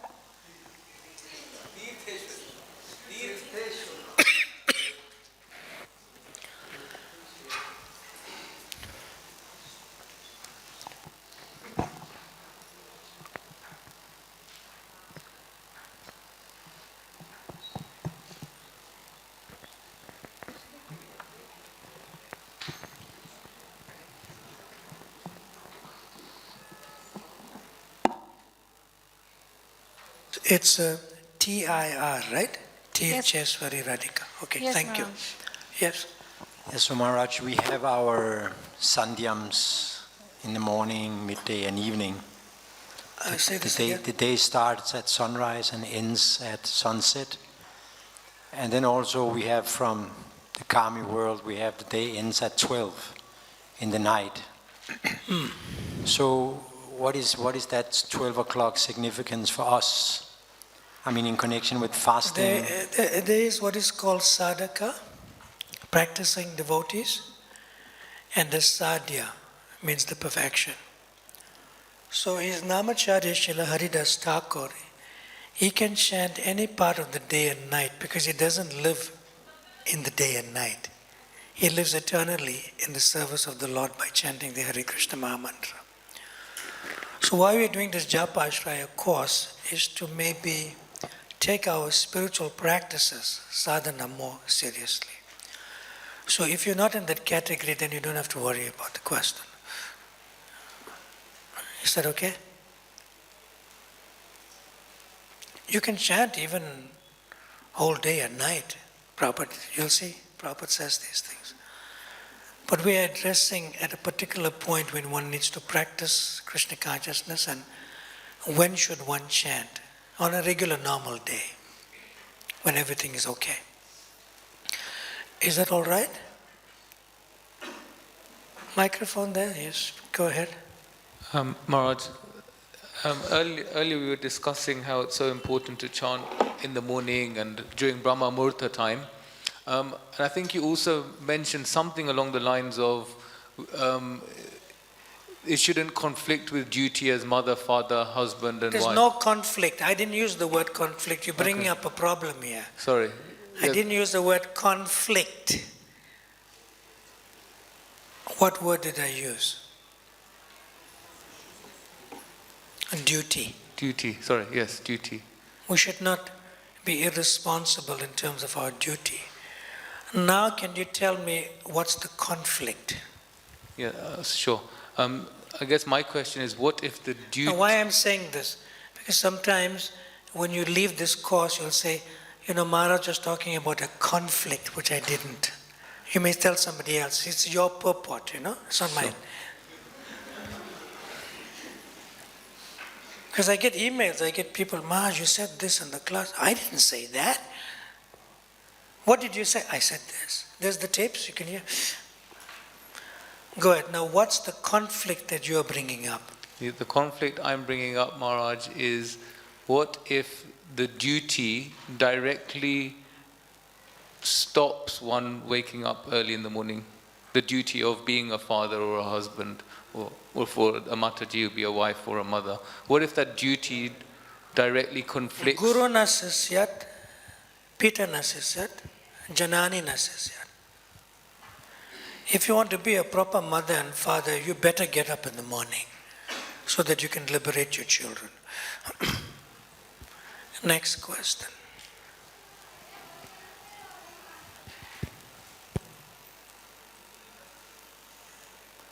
Is that all right? No, it makes sense, but if I'm more... Anyway, we said everything's going to be confidential, so I'll just say it. If my wife wants to talk till late at night... But you said if my wife, said if somebody's wife, say if like somebody's that. wife, if somebody's wife, not mine, if somebody's wife... She's here? No, I wouldn't speak like that. Who knows his wife? You know his wife? Prabhu, better not ask the question. She knows your wife. It's okay. If somebody's wife wants to talk till late in the evening... changed it, huh? And... Aishwarya Leela, don't create a problem that does not exist. I didn't know she was here, actually. Hare Krishna. But if somebody's wife wants to talk till late at night, or if the child is crying...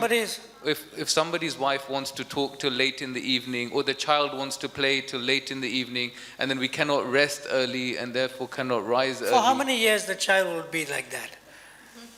For how many years the child will be like that? First duty is mother, to take care of the child.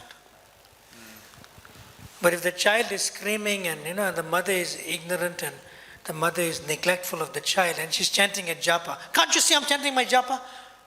The child will think, that's more important. When the child grows up, the child will never chant japa. The child will be against Krishna consciousness. Because the child is also a part and parcel of Krishna. So she should do her duty of a mother first. That's how you bring the child up in Krishna consciousness too. Because the child is a girl, she may also become mother, so she'll know what to do. I'm not saying anything. Is that all right?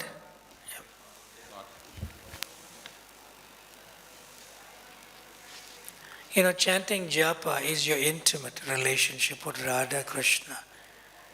The child is not there. The child is not there. But when the child is there, you are mother. When the child is there, you are a mother. So you should arrange in such a way that you can chant your japa and the child is still taken care of in another way and you can chant. But if the child is just born and you're having sleepless nights, the child gets up, then you may not chant your japa nicely, but that's understandable. Krishna and Radharani know that. And the child will grow up, and as the child grows up, then you can, come back to the regular stage of chanting japa. That's all right.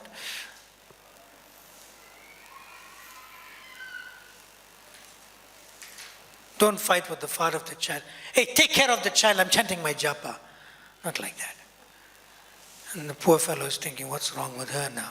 She's more attached to Krishna than to the child, which is not good. The child is also a part and parcel of Krishna. Is that okay? So you are married. Are you a father? Okay. Was there other questions? In the back there was 3 hands up. We're coming back to Rakal Raj, Prabhu. Yes, go. I have a question. Take a microphone there in the meantime. I have a question, Maharaj, that somebody understands that he has to wake up early in the morning for japa. There is no doubt about it. But then he also has a dilemma that daytime there is no time for reading Srimad Bhagavatam. And night time when everybody sleeps, that person can What's the vow you take at the time of initiation? 16 rounds, chanting 16 rounds. Yes, focus on that. And everything should be on that basis of that consciousness, and you'll reach Srimad Bhagavatam still. It cannot be explained in terms of understanding. It can be explained in terms of your own internal state in Krishna consciousness. When you chant your japa, you'll have an affinity to read and study and hear Srimad Bhagavatam.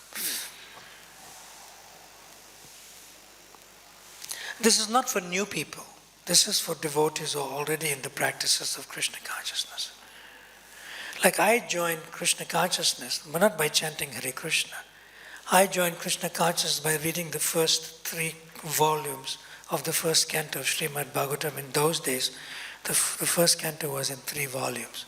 I read that, then I started chanting. That's when coming from the external into the internal. You're getting it? But once you're in the internal, your japa takes focus, and that will give you the inspiration to do all the other activities in the proper consciousness. And this is following our current acharya, Srila Prabhupada, and all those previous acharyas. If you go into the altar and you see the Guru Parampara, what do they have in their hands? Bead bag. Or beads. In the case of Jagannath Das Babaji Maharaj.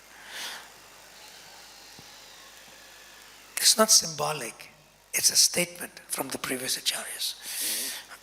And that is what Prabhupada told us to put on the altar.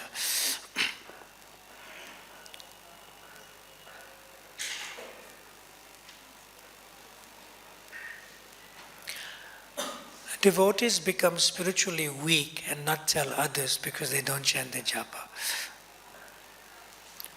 It's like if you're not reading Srimad Bhagavatam, you'll tell somebody, right? I'm not reading Srimad Bhagavatam. All right. But if you tell somebody, I'm not chanting my japa, what? You see the difference?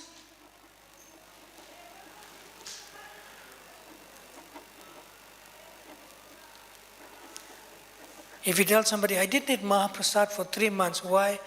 Because I'm on a raw food diet. It's not alarming you didn't eat Mahaprasad for 3 months. Nobody's going to shout. But I didn't chant my rounds for 3 months. What? Really? See the difference?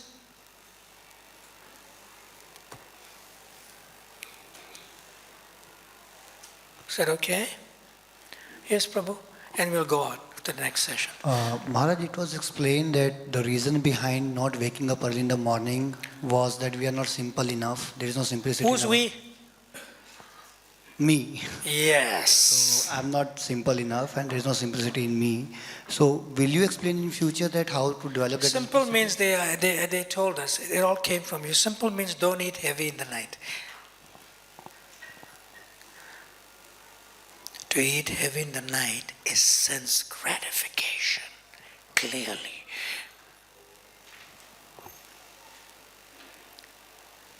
We okay? Oh yeah. And you really eat heavy. But Maharaj, I go to the office, I have a job. Take a tiffin, what's the problem? Take a tiffin. But Maharaj, the main meal for the family to be together is in the evening. Yes, have a light snack, be together. You can speak more rather than eat more. It's called simplicity. That's when common sense kicks in. If you're not simple, you lose your common sense. But Maharaj, with me, the problem is like, even though I'm taking rest at time and I'm not eating heavy, when I wake up early in the morning, the mind speaks like, sleep for more. Then The mind? Says, sleep more, you can sleep more, it's only 3. Yeah, the mind is, that's the nature. The nice thing is you're not the mind, so it's okay. Next question. So You should always discriminate, you're not the mind. So We'll tell you about that more tomorrow also, how to discriminate. So could one being unable to get up in the morning, could that also be a lack of realization or lack of faith? No. And she said that, it's laziness. Julie, yeah? She said, it's laziness. We have to use common sense. It is not that in Krishna consciousness you have to have a deep realization. You know? And you have to know all the scriptures. And you have to know how to dissect the Sanskrit words and give it another meaning better than Prabhupada. No, Krishna consciousness is simple. Keep it simple. Is that okay? Some hand went up here. Yes, you had your hand something like that. What's your name? Vraja something? Your name is? Vraja. Your hand was going? I saw it. You had your hand little like that, right? Yeah. You see, it's moved again, see? So I see this side, but I catch on this side too. Question? No. You have your hand up. Okay, one more question and we move forward. At the back.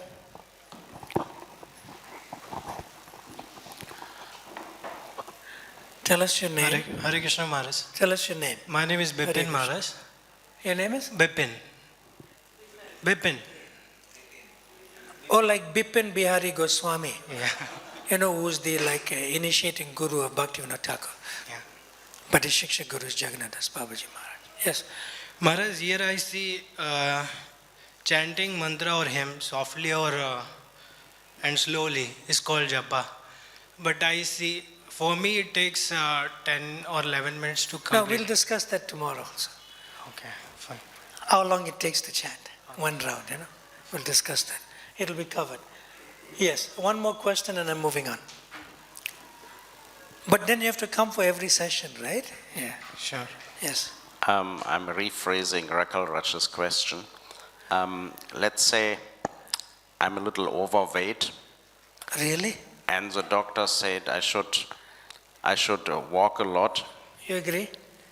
And then she's saying she agrees. At the same time, it appears to be a auspicious thing to go on Vrindavan Parikrama. So I could think I could dovetail chanting my rounds and doing the walking while going around Vrindavan. Yes. You are walking more than chanting, or you are chanting more than walking? Answer my question. It is usually a distraction. Yes. Prabhupada taught us how to chant japa. That could be your extra rounds and a nice auspicious background, because the monkey may come and you have to know where you're walking. You have to be a little conscious. He's looking at you. Any comment? It's in person. You're not speaking behind his back. Don't worry. Good. Okay. But this Monday, you're going to be with us, right? Okay, good. So we're on session number 2. We're on page number 4.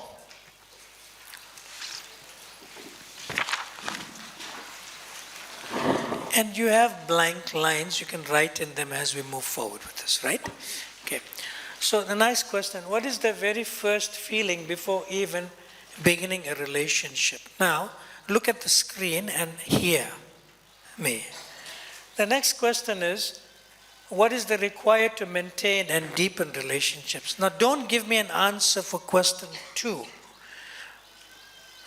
Most of your answers will come in question 2. You'll see it now. I want an answer for question 1.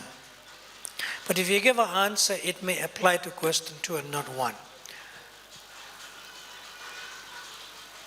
Same hands up. Let me ask Tamal Krishna Prabhu. Give him microphone. You have your hand up? Okay, give the microphone to her. Question 1. Trust, Maharaj. Trust. Now trust is number 2. Which is good. I'm covering both. Yes, Aishwarya Leela? I like this person. You like now. You know, you get like an answer that's cold, lukewarm, warm, and hot. So she's not cold, she's not lukewarm, she's warm, but the answer must be hot. She gave us an indication, like the person.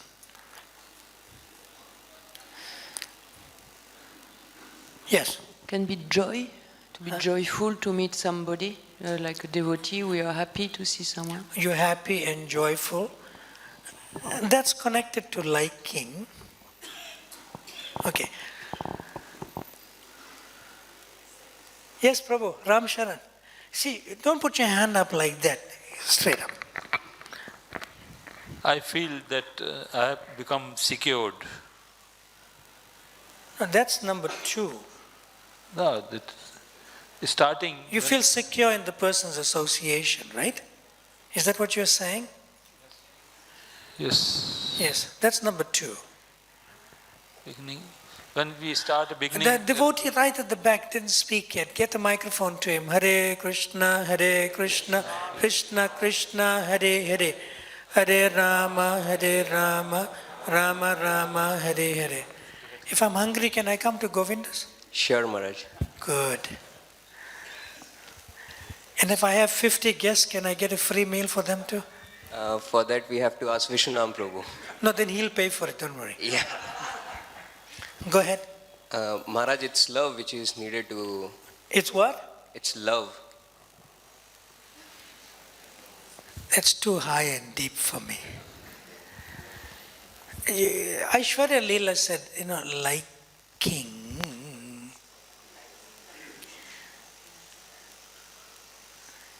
You see, if I take longer for this, it's been nice because you'll never ever forget it. Saranga Thakur Prabhu. No, you said it. Yes. Remember the word is before even beginning a relationship. Yes, Saranga Thakur Prabhu. If we hear from someone about somebody,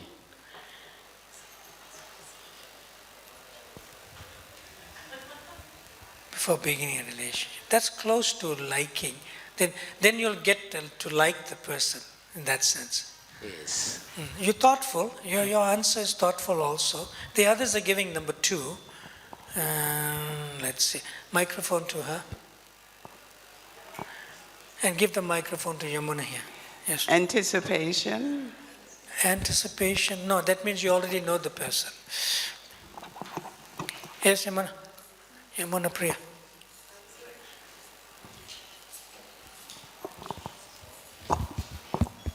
So because it's something new, there could be some element of excitement. That's liking, excitement, this, that. Yeah, it's pretty close for now. Microphone to the front. What's your name? Shri Kunda. Shri Kunda. Oh, Shri Kund. Okay, tell us. I don't see how it relates to her question, but I'm thinking that... No, her response. Her response. Yeah. Yes. But I'm thinking that before even we begin a relationship, we might feeling like a loneliness, a wanting for a relationship. You mean hankering or desire? Yes.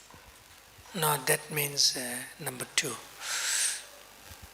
Okay, I'm going to make it more clear. Hands down, hands down. How many of you know somebody and that somebody doesn't know you?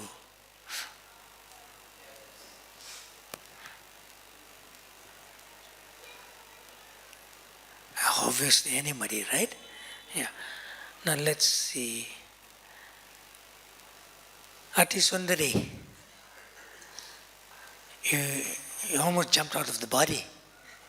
Give her the microphone. Do you know somebody who doesn't know you? Positively.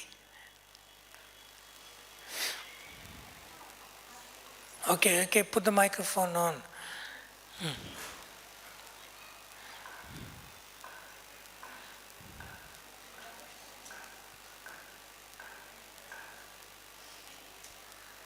Okay, let me ask you another question another way, if it's too much for you to. Yeah. Is there somebody's lectures that you see on video, that you hear, like you see the person, but that person doesn't know you, and you don't know much about them? Give me a name.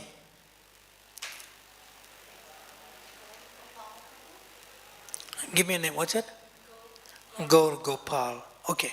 He's like a speaker, right? Yeah. But he doesn't know you, right? Right. So why did you tell me his name? Yeah. Microphone on. Because I've watched his videos on YouTube. So when you watched it, what happened to you? Spiritually, of course. I found his sense of humor was good. Felt a sense of? Humor in his lectures were good. No, that's his character. That's the way he speaks and so forth, right? But what makes you go back and hear his lectures? The sense of humor? Yes, but you like a person with a sense of humor. She said liking.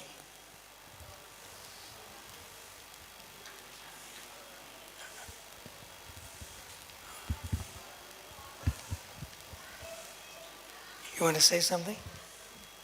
Is it attraction? Yes.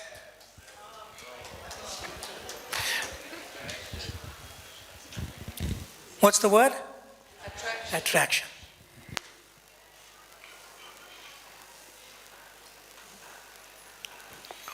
All that attraction that we have for anyone and everything in this world.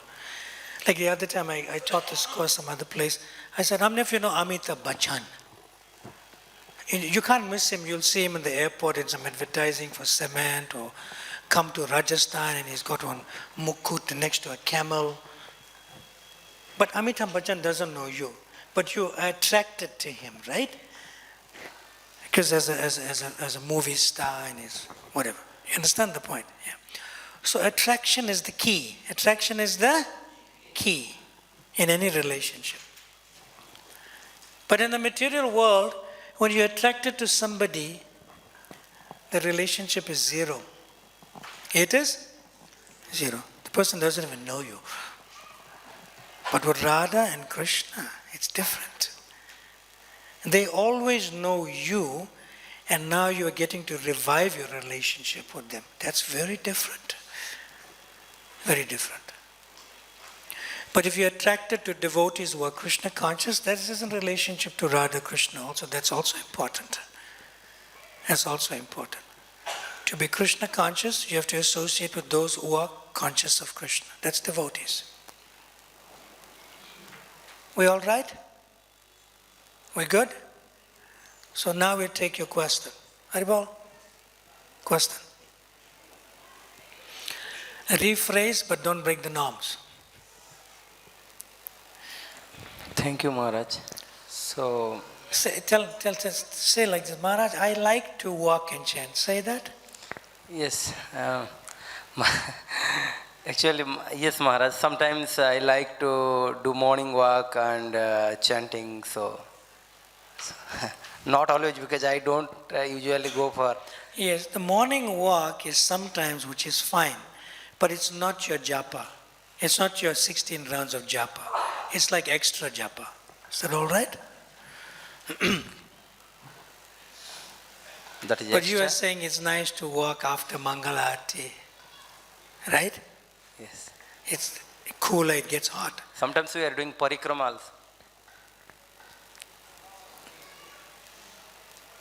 One time recently I went to Govardhan Parikrama.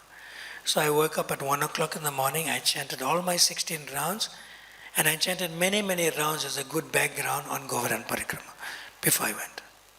So if you want to have that sometimes morning walk during japa time, then get up early and complete your japa and go for your walk. Thank you, Maharaj. We should be very serious about this. Our intimate relationship with Radha Krishna. Hare Krishna. Based on hearing. Yes? Maharaj, where there is a problem, some doctors advise that you have to walk morning, minimum 1 hour, or that is the time of as japa. the body gets, you're talking about like because of old age, right? Old age and exercise, right? You speaking personally or? Ram Sharan Prabhu, are you speaking personally or not? Yes. Yes. So if the body is older and you need to take care of it, then you can adjust your schedule. But you got to do your japa as we're going to discuss today and tomorrow as Prabhupada wants us. Okay. Usually when you're older, you need more rest also. When you're a child and when you're older, you need more rest also. Up to even 12 hours for older people.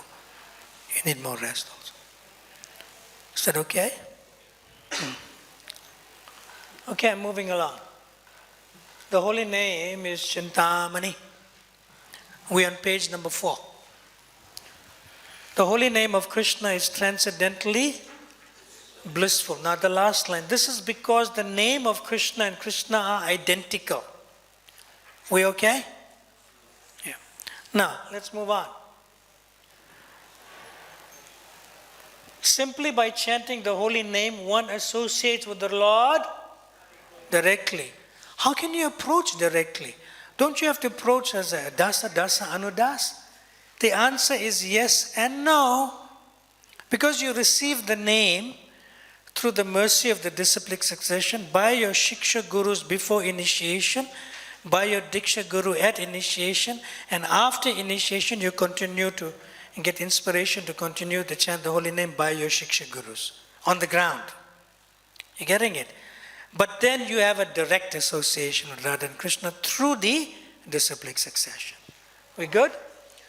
There is no difference between chanting the Hare Krishna Maha mantra and meeting Krishna eye to eye, face to face. Simply one has to realize. It takes time. Prabhupada said it takes time. Okay. Now, chant with me. Hare Krishna, Krishna Krishna, Hare Hare. Hare Rama, Rama Rama, Hare Hare. Then you get the deity form of the Lord. Or Radha and Krishna. And you see photos, pictures of Radha and Krishna. Right. Now, there's a question. Are there any differences between the Lord's form as the Maha mantra and the Lord's personal form or the deity form of the Lord? We're on page number 5 on the top. You have space to write. Anybody likes to help us with this question? Remember, no answer in Krishna consciousness is wrong. But if the answer is not suitable for the question, then it helps others to make it more suitable. Because somebody may give an answer and somebody, hey, I also thought the same way, but lucky I didn't say it. Not like that. The answer is correct to help another person get to another level and give the next answer. Anybody likes to help us with this? Yes, Abhiram, give the microphone to Abhiram at the back there. Abhiram Prabhu. Hare Krishna. Yes, tell us please. Like the sloka is saying, Nama Chintamani Krishna's Chaitanya Rasa Vigraha Purnashudyo Nichimukto Abhinapam Nama Nami No. So Nama is first and Nami is second, meaning that they're one and the same and non-different. But the person Krishna and the name Krishna, the difference is that the name is more merciful and more magnanimous and more accessible and more forgiving than the person. When we approach Krishna... Okay. Yeah. Okay. Yeah. I know we can give many talks and seminars just on what you said. That's fine. Okay. Now I have a question for you, but you answered the question. You answered the Abhiram, you answer my question. How is the holy name more merciful than Radha Krishna themselves? Answer the question. You made an important point, but now answer the question. You said the holy name is more merciful than Radha and Krishna themselves. Answer the question. How? Because the holy name is being given to us by the mercy of Chaitanya Mahaprabhu and Nityananda Prabhu and their followers through the disciplic succession. Fine, through disciplic succession. Yeah, so by the mercy of Thank Guru. you, thank you, thank you, thank you. Okay, now next, same question. Anybody else wants to contribute answers to the same question? Abhiram Prabhu has given us an important point. The holy name is more merciful than Radha and Krishna themselves. How and why? He said it comes to the disciplic succession. Same hands are going up, same hands are going up. Lalit Krishna, try. And behind you is Subal, give him the microphone also. Give Lalit Krishna, try. Try in your English that's communicatable, don't worry, we can understand. Go. Eat microphone, eat. Hello, Hare Krishna. Yes. Radha Krishna means is the Shakti. Radharani is Shakti, yes. Yeah. That's it? Okay, you tried. That's very good effort. Subal, thank you very much. Yes, Subal Prabhu. Its holy name is actually easily accessible. How? Because for deities, we have to go through the so many rules and regulations. Yes, for deity worship, take bath, put on fresh cloth, tilak, and go to deity room and offer obeisances, make sure the paraphernalia is there. Then when you finish all the deity puja and everything, you come out again, then you have to beg forgiveness by reading chapter Bhagavad Gita and so many rules and regulations. But the holy name, Nam Nam Akari Bahuda Nija Sharva Shaktis Tatra Pita Niyamita Smarane Na Kalaha. No rules and regulations. It's more merciful. Thank you. One more person. Yes, Mother. Microphone. Radhika, something. Radhika. Okay, go ahead. Yug Dharma. This is the Yug Dharma. Yeah, that's what you're supporting. Abhiram said, coming to the disciplic succession, Yuga Dharma. Good. Next question.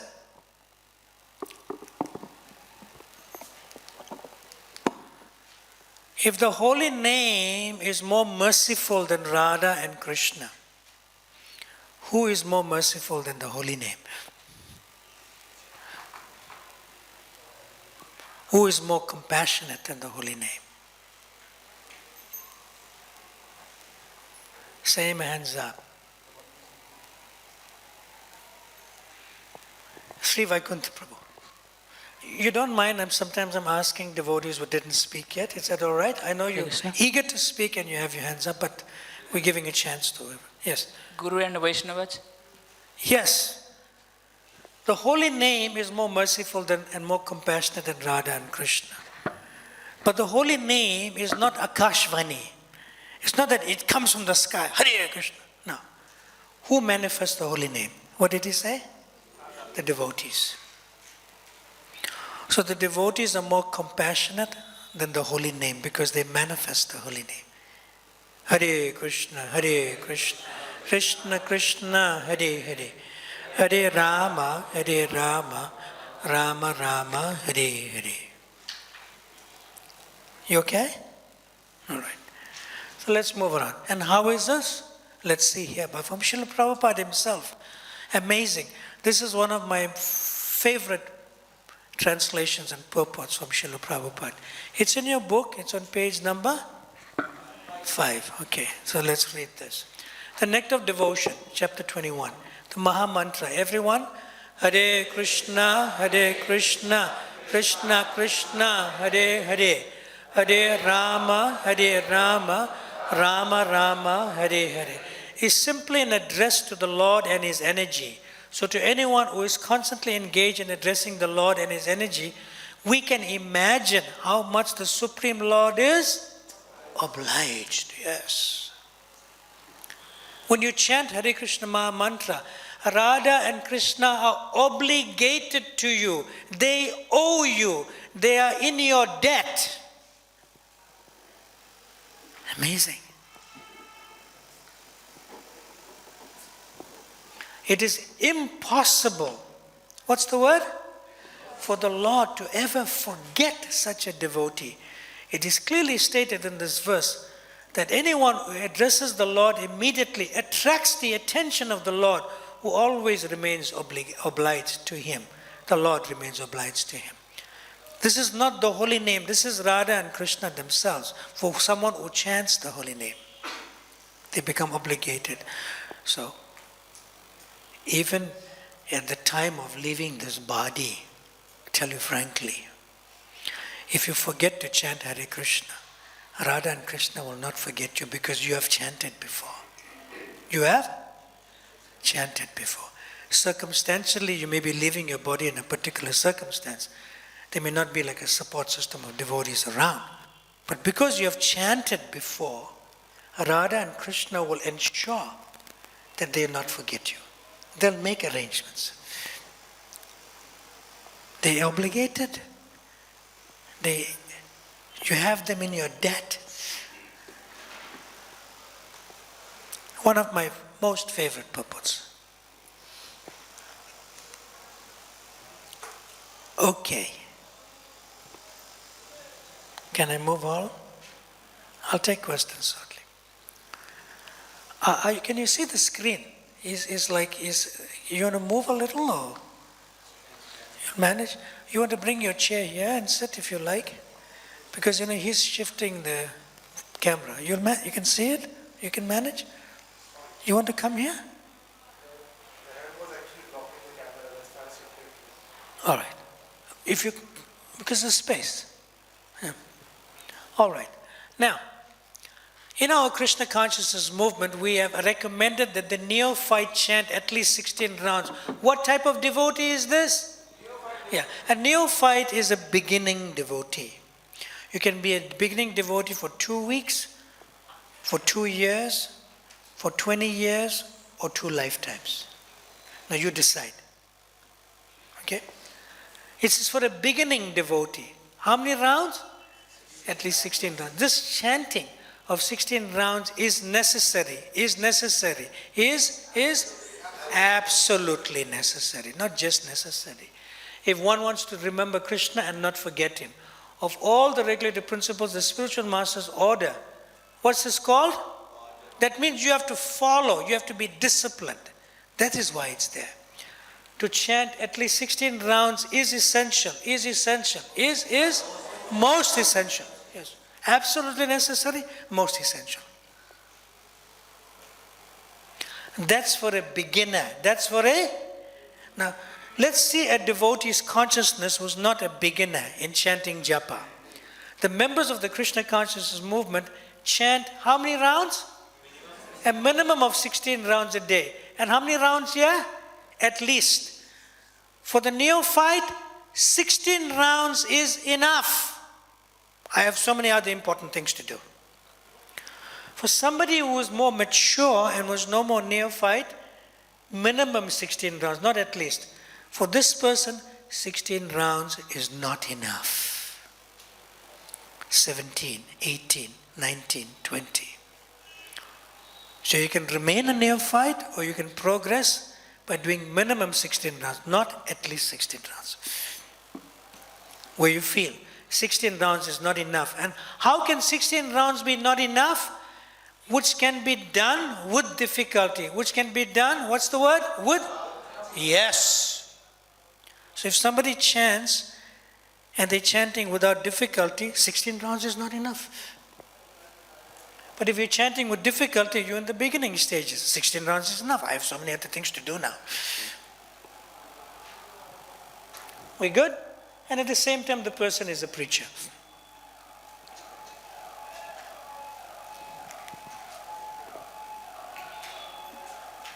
Give the microphone to Sanak Sanatan here.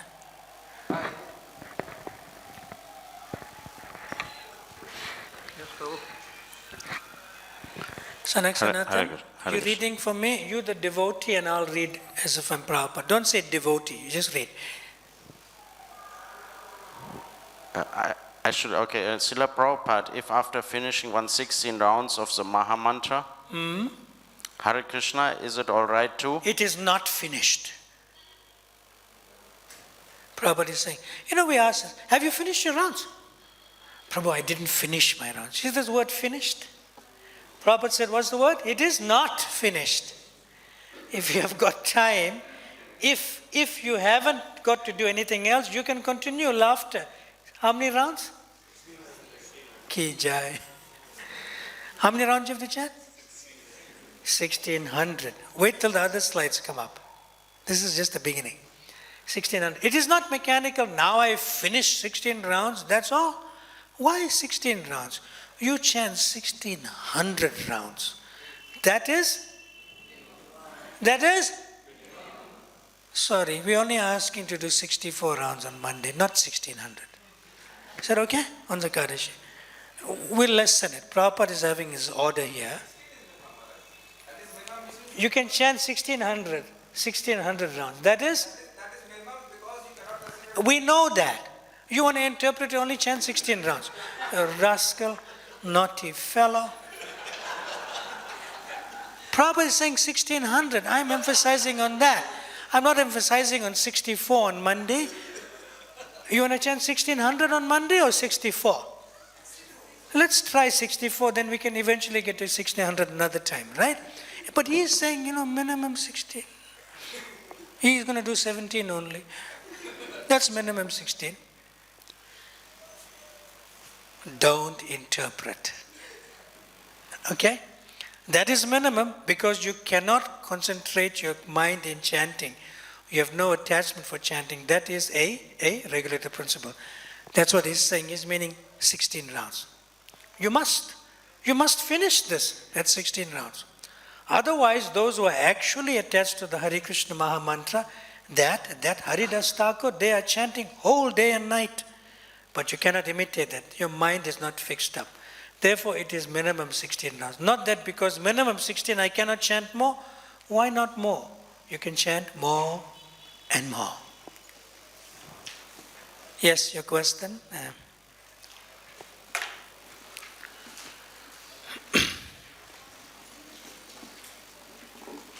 Go, Krishna Prabhu. It was in connection with the quote from Nectar of Devotion, chapter 21, where Prabhupada says, who is constantly engaged in addressing the Lord. So, is there any gradation there, or? This one? I mean, Krishna becomes obliged if we are constantly engaged in addressing the Lord. Yes. Are you married? Yes. Children? No. So you may be like dutifully engaged to take care of your wife, right? And that's a type of constant engagement until you take the vanaprastha, like that. You're getting it. Yeah. You cannot neglect that. But constantly engaged means without neglecting Krishna's parts and parcels. You're getting it? Yeah. For me as a sannyasi, it's a little different. Maybe I can chant more rounds daily than you can. We good? Next question. Any others has any questions on the spot? Change the slides to session 3. Now we go to page number 6. Give him the microphone here.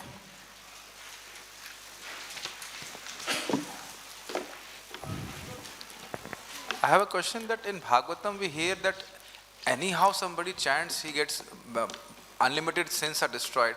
So I am not able to reconcile when people Can you hold the microphone close? I'm saying when people Can you repeat that? It's very important what you said. In Bhagavatam, like 6th canto, we hear that unknowingly also somebody chants, he becomes delivered, so holy name is merciful. I was reflecting that when we chant and we are neglectful, then why Radha Krishna will go away? And I mean, will he not get any benefit? I mean, on one hand we say neglectful chanting also has unlimited benefit. Okay, I got it. Let me ask you a question to answer your question. I have this bad habit. What is the result of chanting Hare Krishna? Love of God. Huh? Love of God. So after you get Krishna prema, love for Krishna, then you'll stop chanting? No. Again, I'm asking the question. No. Now, be thoughtful. What is the result of chanting Hare Krishna? More chanting? Yes. The result of chanting Hare Krishna is? More chanting. More chanting. That's all. This, moksha, liberation, and getting rid of your sinful reactions, that's, by the way, that's incidental. Focus on only one thing. The result of chanting is more chanting. It doesn't matter whether you have Krishna prema or not. The result of chanting is more chanting. And more chanting means that. Krishna prema. That all right? Yeah. So we also have to understand the goal of the Srimad Bhagavatam. In that sense. Do you need another short break? If you say yes, you're welcome to take a short break. You want a short break?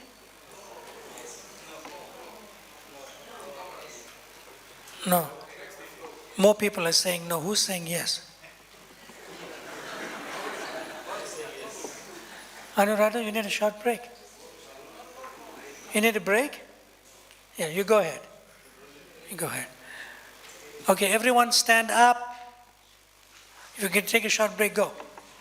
Everyone stand up, the rest of you stand up. Only 2 people need a short break, they're going for the break, not everyone else. Oh, Vishnu Nam disappeared. Okay, raise your hand.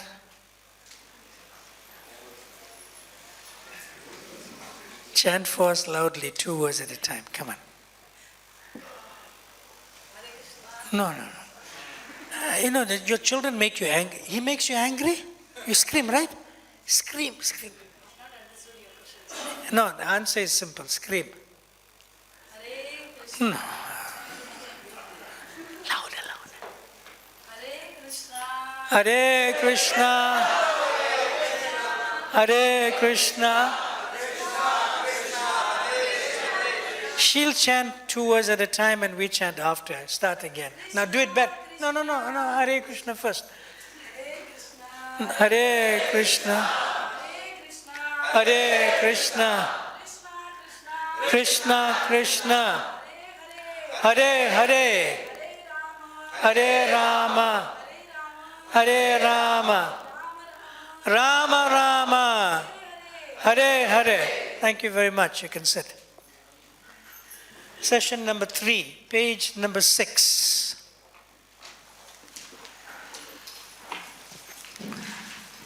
There are 3 stages of chanting, but I'm going to skip the reading a lot. This is just for your own notes, but the 3 stages are basically Nam Aparad, Nam Abhas, and Sudanam. So I've taken one particular lecture of Srila Prabhupada after researching many lectures, and I've divided that lecture, which was given in Allahabad, into 3 parts. The same lecture gives us Nam Aparad, Nam Abhas, and Sudanam. So now it follows in your notes. Next slide. So this is the lecture from Allahabad in 1971. So now we're just discussing that part of Nama Aparad. You with me? Now you have to listen very carefully. Remember I said before, Krishna consciousness is simple. Krishna consciousness is simple. And Prabhupada's way of presenting it is so simple also. Okay? So the first stage of chanting Hare Krishna Maha Mantra is full of offenses. Okay? It's full of offenses. This is called Nam Aparaj stage. This has nothing to do with the 10 offenses to the holy name. It has nothing to do with the 10 offenses to the holy name. To blaspheme the devotees or dedicated lives propagating the holy name Lord, to consider names of demigods like Lord Shiva and Lord Brahma to be independent and equal to Lord Vishnu, to disobey the spiritual master and so forth. It has nothing to do with that discussion right now. What it has to do with is that when you come from the material world and you are introduced to Krishna consciousness, you come with your baggage of karma. Everyone. Except those who have descended from Golok for our purification like Srila Prabhupada. That's different. And they have some pastimes for us to learn from their pastimes. So when you transition from the material world and come into Krishna conscious activities, there's a transitional period that you'll come with your likes and dislikes and natures and, according to your guna, you'll act. Karma, you'll act. According to your nature, you'll act. So you are bound to commit some offenses, even in the practices of Krishna consciousness, which includes chanting the holy name. And that is accepted and that's allowed as a bona fide stage to progress in Krishna consciousness. It's not something bad. Although it's given the name Nam Aparad. It's not that type of offense that will make you fall down. It's not Vaishnava Aparad. We okay. Now where's the proof for that? Prabhupada is amazingly simple. Right? So I'm reading on. Therefore we have to chant regularly 16 rounds at least. So even there are offenses by simply chanting and being repentant that I have committed this offense unnecessarily or without knowledge, so simply be repentant and go on chanting. Now we can understand, if you chant without knowledge, you are innocent in your ignorance. You are innocent in your ignorance. So that can be easily excused. I didn't know. Okay, don't do it again. I didn't. That's easy. But I have committed this offense unnecessarily. Now you have some lines in your book. Examples of unnecessary activities are. We're going to divide them not in the detail. We're going to give it a broad category. A broad category. So I'll help you along with this. You're going to write it down there, right? Or you can have more space on the opposite side. A broad category of unnecessary activities. Raise your hand. And you can just be honest. I'm asking the question first. How many of you like chocolates from cocoa? Cocoa bean chocolates.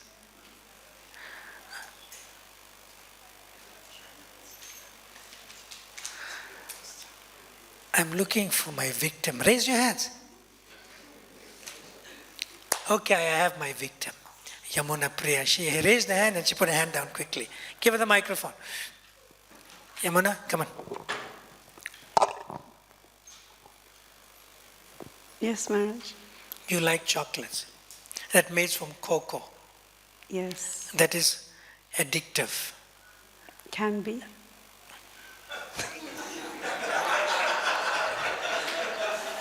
At the moment I'm not having them, that's why One second, I didn't ask you to speak further.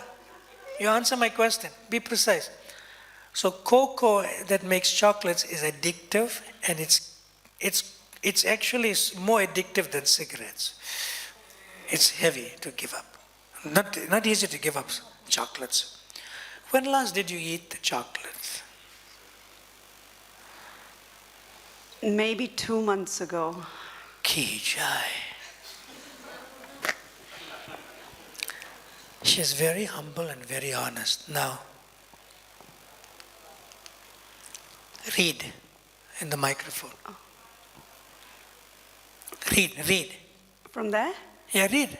I have committed this offense unnecessarily. Stop. Eating chocolate is unnecessary, right? Yes or no? It's like, let me ask you a question.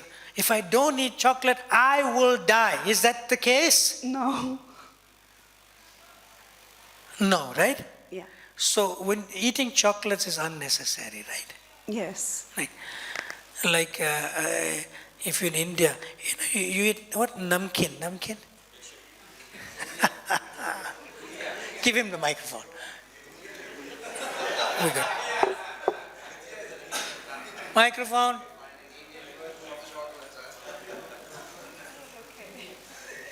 Haribol. Namkeen means bhujia. Yeah, they sell in the shop, right? They sell it in the shop? Haldiram is okay, I think.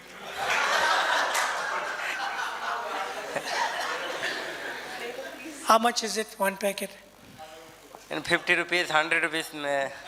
50 rupees, okay. Small is 10 rupees. No. 100 rupees one. You like that one. When last you bought a namkeen from the shop? How many months ago, weeks ago? Last week, I think. Last? Last week we bought. 2 years ago you bought? No, last week. She said 2 months, you last week. Maharaj, you offered that to Tulasi then.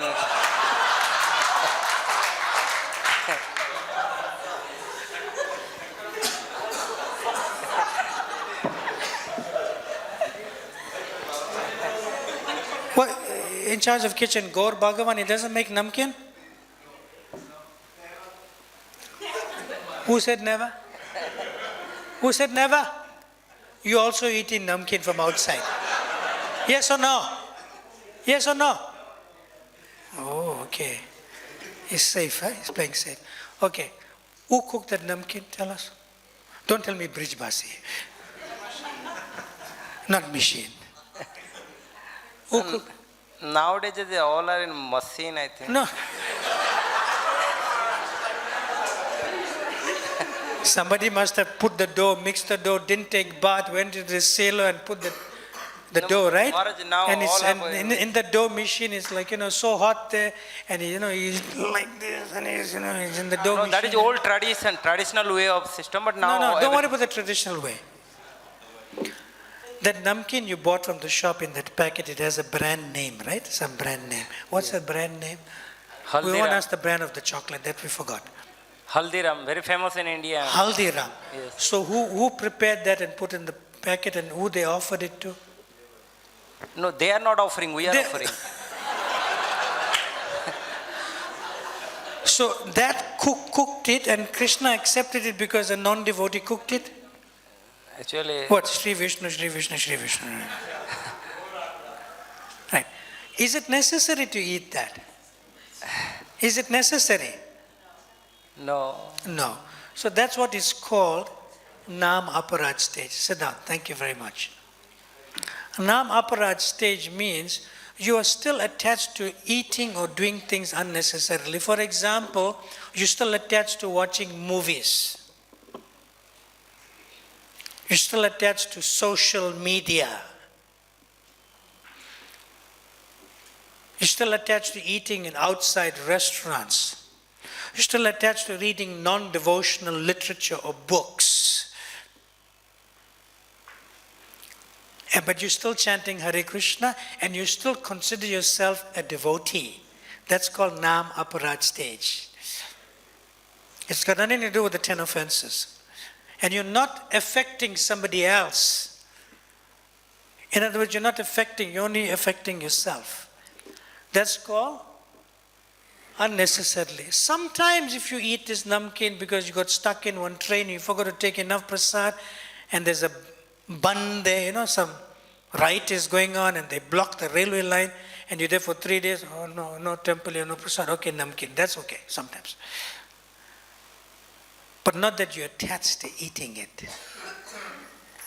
So when you become detached from unnecessary social media, it could be like reading newspaper or other books and magazines, or watching movies, or watching unnecessarily the news or TV or whatever. If you reduce that, then you're coming out of the Nam Aparad stage. Because you know it's not right.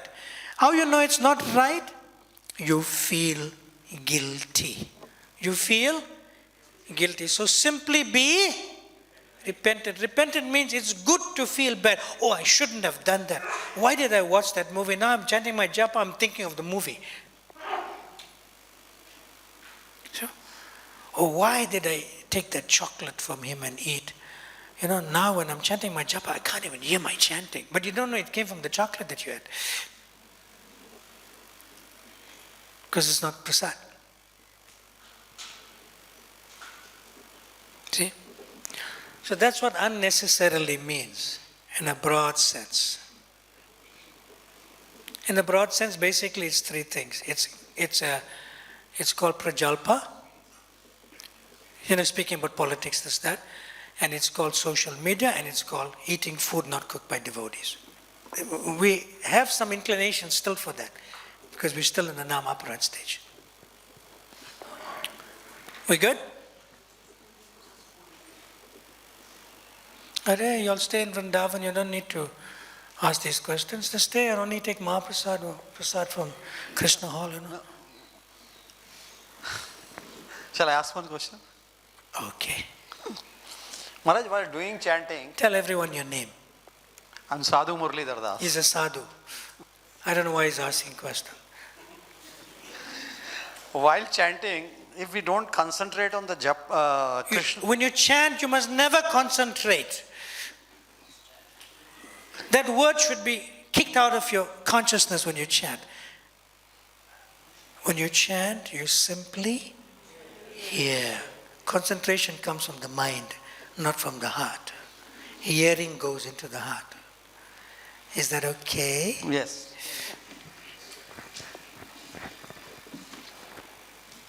You know, you'll tell somebody, hey, just concentrate. Another guy's thinking, oh, how do I do that, you know? Concentrate. It's the mind. You understand? It's nothing to do with hearing the Maha Mantra. But if you use the word focus, you must focus on hearing. If you use the word concentrate, concentrate on hearing. That's different. But if you just say concentrate, it gets bewildering. That okay, Sadhu Muralidhar? Okay. I want to move along. We're doing pretty good. So now, there are three things basically in the stages. As preachers of the Krishna consciousness movement, we first offer our obeisances to Sri Chaitanya Mahaprabhu by chanting the Panchatattva mantra. Everyone, Jaya Shri Krishna Chaitanya Prabhu Nityananda Shri Advaita Gadadhar 𝗲𝗵𝐿𝐴 𝗍𝐵hakti. And then we say, everyone, Hare Krishna, Krishna Krishna, Hare Hare. Hare Rama, Rama Rama, Hare Hare. There are 10 offenses in chanting of the Hare Krishna Maha Mantra, but these are not considered in the chanting of the Panchatattva mantra. We good? Now why have I put this slide there before I go to Namabhas and Sudanam? Simply because when Prabhupada went to Tompkins Square Park, he didn't chant Panchatattva mantra. He chanted Hare Krishna Maha Mantra. But the moment you become attracted to Hare Krishna Maha Mantra, you're coming in with your innocence of your ignorance. You don't know yet. But when you become a serious student and a disciple of Srila Prabhupada, then Prabhupada introduces the Panchatattva mantra. And that's when the 10 offenses kicks in. To save you from breaking those offenses or committing those offenses. Are we good? But the Nam Aparad stage from this discussion is a little different. Even when you chant Jai Shri Krishna Chaitanya and chant Hare Krishna Maha Mantra, even as initiated devotees, we still may have some inclination for something we do unnecessarily. We do? Yeah. Like some people are attached to sleeping. You know, they don't need to sleep so much. So they're unnecessarily sleeping. See? But I give it in three broad categories of a different thing. Is that all right? So therefore that's slightly different, the 10 offenses, which we should be mindful of also when we chant Hare Krishna and associate with devotees. Okay, so now, 3 things we have to do to come out of the Nam Aparad stage gradually. What are those 3 things? 2 are in the first slide and then 1 is in the next slide. Yes, tell us. Microphone, please. Microphone, some of them. Yeah. His name is Vraja something. There's a lot of Vrajas around. Vraja, Braja. Haribol. Braj Kishore Das. Yes. One is to repent. Why do you repent? Because you have done unnecessary things. You have done something, you did something unnecessarily or without knowledge. Repentance. 2. How are they saying it? 2. Oh, somebody saying it. Go on chanting. And 3. Yes, Radhakan. Chant the Panchatattva mantra before chanting. Yeah, Prabhupada keeps it so simple. If you did something unnecessary, don't break your head. I shouldn't have done this. Now I'm so fallen. I can't even chant my rounds. No. You just do 3 things. It's good to feel bad that you did something that's unfavorable or ate something that's unfavorable. That's fine. You don't have to do any prayaschitta. Go on chanting and chant the Panchatattva mantra before chanting Hare Krishna Maha Mantra. Then you'll see you'll do those things in a more longer frequency. Like if you used to eat chocolates, twice a week, then you'll eat chocolate once a week. Then you probably eat chocolate once a month. And then slowly, what's this? I'd rather give it up. It's no use now. You're getting it? Then the chanting is having effect. Your repentance is having effect. And chanting the Panchatattva Maha Mantra is having effect. So that's how you come out of the Nam Aparad stage. Are we good so far? Okay, I'm going to move along. I'll take questions. I'm going to move along. I'll take questions soon. Okay. Now, Namabas. Now let me explain the principle bit why I chose this one. Srila Prabhupada, when he speaks or when he says something, it is very simple. It is very simple. But at the same time, it is deceptively simple. You may not catch it because it's so simple. It's deceptive. Deceptively means that if you yourself are not simple, you may not even catch it. Now look at this. So nice. I'm continuing from the previous. Prabhupada said, so simply be repentant and go on chanting. Now that lecture continues. So simply be repentant and go on. Then the stage will come. It is called Namabas. That is offenseless. When there are no more offenses, that is called Namabas. At Namabas stage, one becomes liberated immediately. That means the burden of material existence is not pushing down on you. You're no more involved in the social media stuff, movies, newspapers, and other magazines, periodicals. You're not eating anything that's not offered and cooked by devotees. This is the stage. You become free. Just that. See? And you're not talking any prajalpa. It's Namabas stage. But let's look at it how it is deceptively simple by Prabhupada's words. Watch. Then the stage will come. It is called Namabas. It's not that, like we said in the previous stage of Nam Aparad, if you do something unnecessarily or without knowledge, then repent. That's number 1. Then go on chanting, number 2. And then number 3, chant the Panchatattva mantra before you chant the Hare Krishna Maha Mantra. It's not that when you do these 3 things in Nam Aparad stage, you will achieve the Nam Abhas stage and become liberated. No.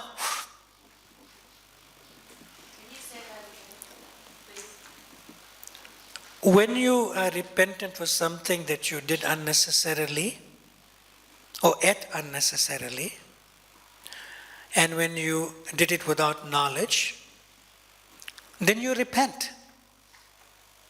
I shouldn't have done this. You feel a little guilt. You feel your consciousness, your conscience, conscience is eating you up, which is a good thing. That means you are a sincere devotee. But if you feel, I can eat this, who cares, I'm still a devotee, then you definitely is something else. You're not sincere in that. So, but when you do that and follow these three ways, being repentant, go on chanting and chanting Panchatattva mantra before chanting Hare Krishna Maha mantra, it's not that you can achieve the Namabha stage as a result of doing these three things. It is not achievable. It is not, you cannot demand that now I'm chanting for 30 years, I may be on Namabha stage. You cannot command, but Maharaj, I'm only eating food that is cooked by devotees and offered by devotees, which is prasad. But Maharaj, I'm not talking prajalpa, but Maharaj, I'm not, doing all this other social media stuff unnecessarily. Must be I'm on Namabha stage? No. Prabhupada says, then the stage will come. When you are repentant and when you go on chanting and when you chant the Panchatattva Maha mantra before chanting Hare Krishna, you keep your heart open to receive. You don't keep your heart open to achieve. And this Namabha stage, when Prabhupada says very simply, then the Namabha, then the stage will, what's the words? Then the stage will come. You're attracting that stage to descend by its own sweet will and by its own mercy into your heart and consciousness. You cannot achieve it.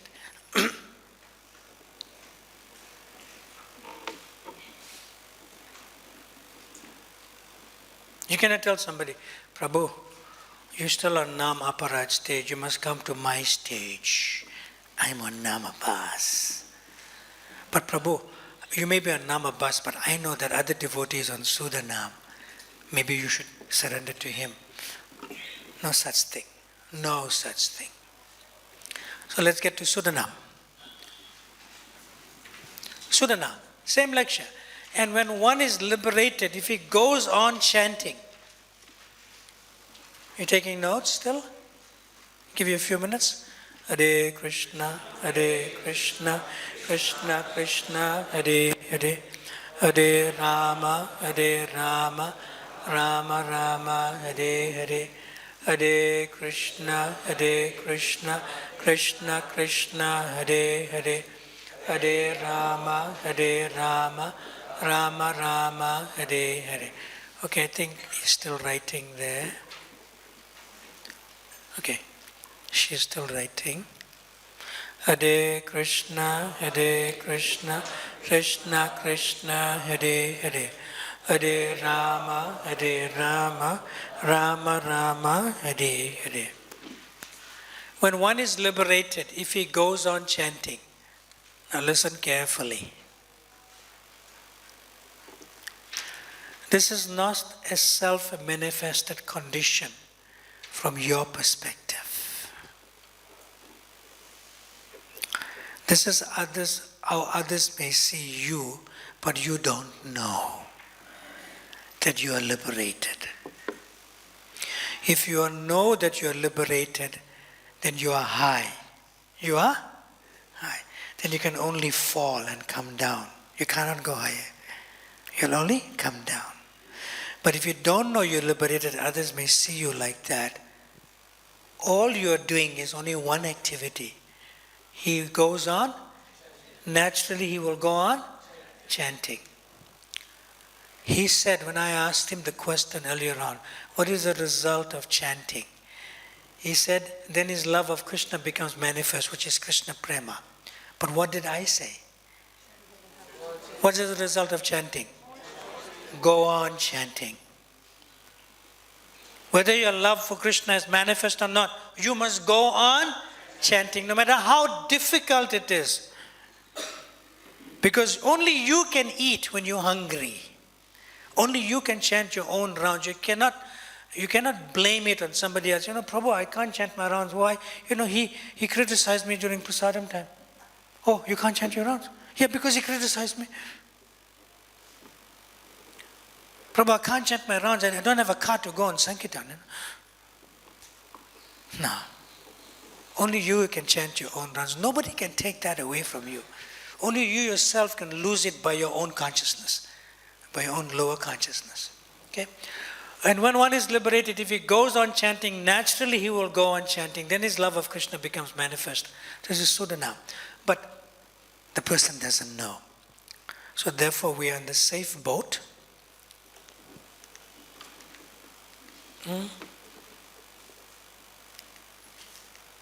Okay, I have to go closer to that thing there. Okay. So simply be repentant. And what's the words? Go on chanting. This is namaparad.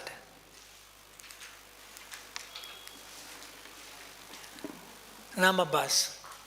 Go on chanting. Same activity. Same activity. Sudanam. Go on. That's the mantra for any stage. The mantra for any stage is go on chanting. And what mantra you used to chant? Maha mantra? Hare Krishna, Krishna Krishna, Hare Hare. Hare Rama, Rama Rama, Hare Hare. Yeah, we have overlapped into page number 7, right? Yeah. Now, we shall kind of continue, and then I'll take questions. Okay. Now, the more you become purified by chanting this Hare Krishna mantra, you see Krishna face to face. People are asking, can you show me God? You can see God. Simply prepare your ears. You will by hearing, not by seeing.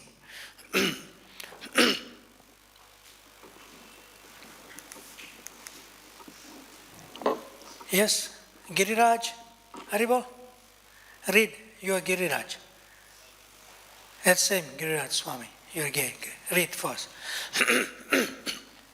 Giriraj, there are other things which we instructed to do, which even though we try to do, we cannot do perfectly yet. How is that? You try to do and cannot do. How is that? Like chanting attentively. Sometimes we try, but... Well, that is not a fault. Suppose you are trying to do something due to your inexperience, you may, if you sometimes fail, that is not a fault. You are trying.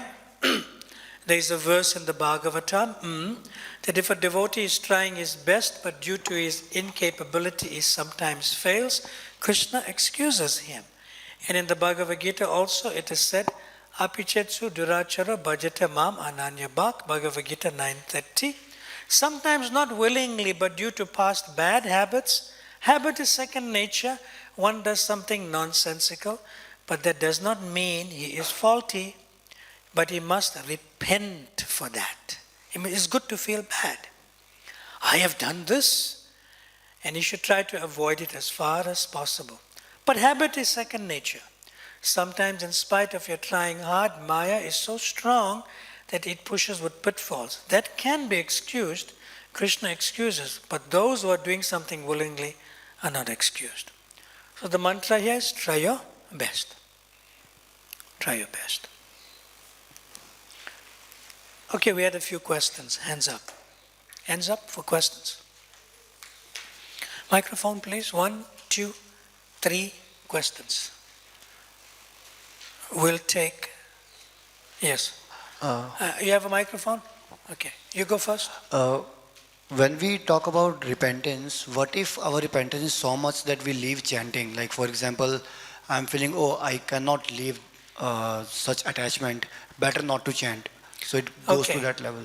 You can remember the unfavorable activity that you have done, but you should not dwell in it. You should not? How? You should not dwell, you should not think about it too much. And that's the mind's influence. That's one.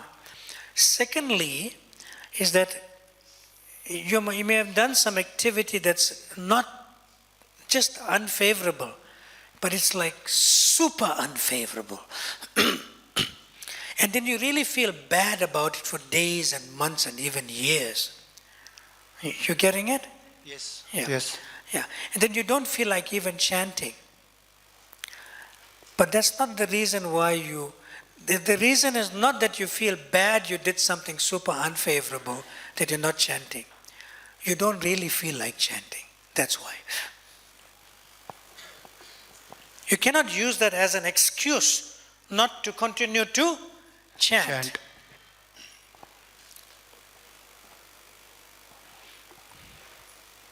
So where to stop repenting? Like where to stop what? Repenting. Where to stop the guilt? That we'll answer on Tuesday morning after you chant on Monday. Some things I cannot tell you. Some things Radha Krishna deals with you personally. I cannot be in Radha Krishna's way. Because I'm not Radha Krishna in the form of the holy name. Yes, next. Maharaj. Therefore, that is called transparent via medium. Every person, even a mother and father, or even a Shiksha Guru or a counselor or a Diksha Guru, it has to be transparent. It doesn't stop by them. It must only stop by Radha Krishna, transparent medium. Don't be in Radha Krishna's way. Yes. Maharaj, you mentioned about Namabhas. In the first point that you showed on the slide, it said that in Namabhas, the offenses have almost stopped. So my question was related that, is there an overlapping stage before you go from Namabhas, so Namaprat to Namabhas to Shuddhanam? They're intermediary stages. To answer your question, I'm still struggling to hear the holy name, so I can't answer your question. I don't discuss stages. I'm discussing what Prabhupada is saying about the stages. So if you get a chance when you meet Prabhupada, you can ask him, because he definitely is beyond Sudhanam, not me. Next question. Yes. This is Rasa. This is Rasa Sukha Das. Sukha. Sukha Das. Maharaj, please little explain about naturally chanting. 1 second. We should be very careful not to discuss stages, because then you categorize yourself, and that is called false ego. Yes. Naturally chanting means a little bit more. I didn't understand. Let me say more.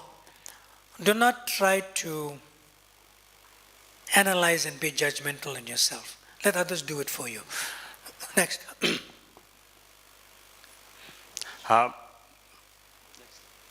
My question is, what is that naturally chanting? Can you hold the microphone close? Natural chanting, what is that? What? Natural chanting. Natural. We'll discuss that more on Tuesday after Monday's chanting. You see, you're asking a question, and she also asked a similar question. It's in the same mood. Now, if you are hungry,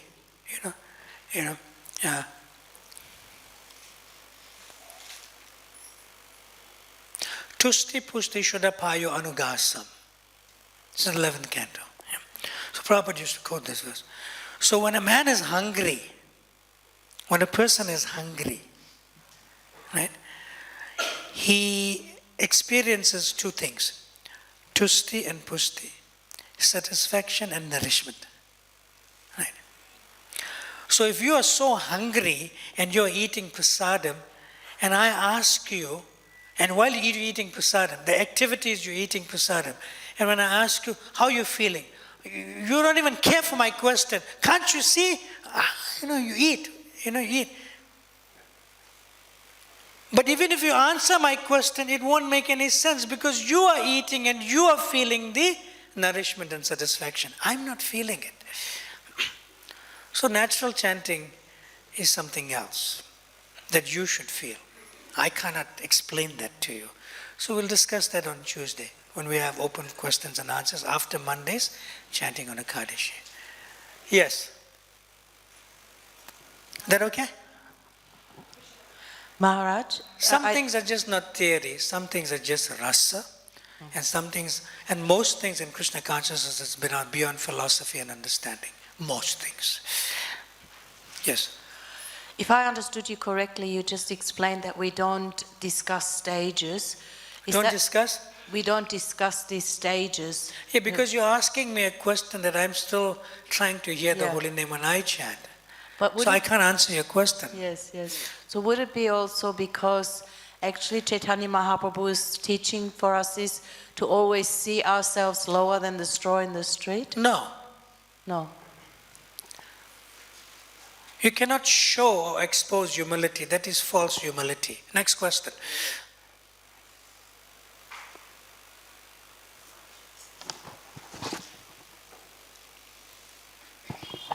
And I'll come back to commenting on what you said. Yes. Hare Krishna Maharaj. I just want to ask about these unnecessarily activities which are done in past life, and by doing again and again and repenting after repenting, once it becomes a Why are you dwelling on this too much? Because once Answer my question.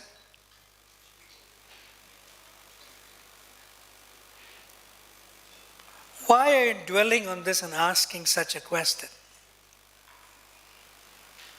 Never dwell on one's past activities.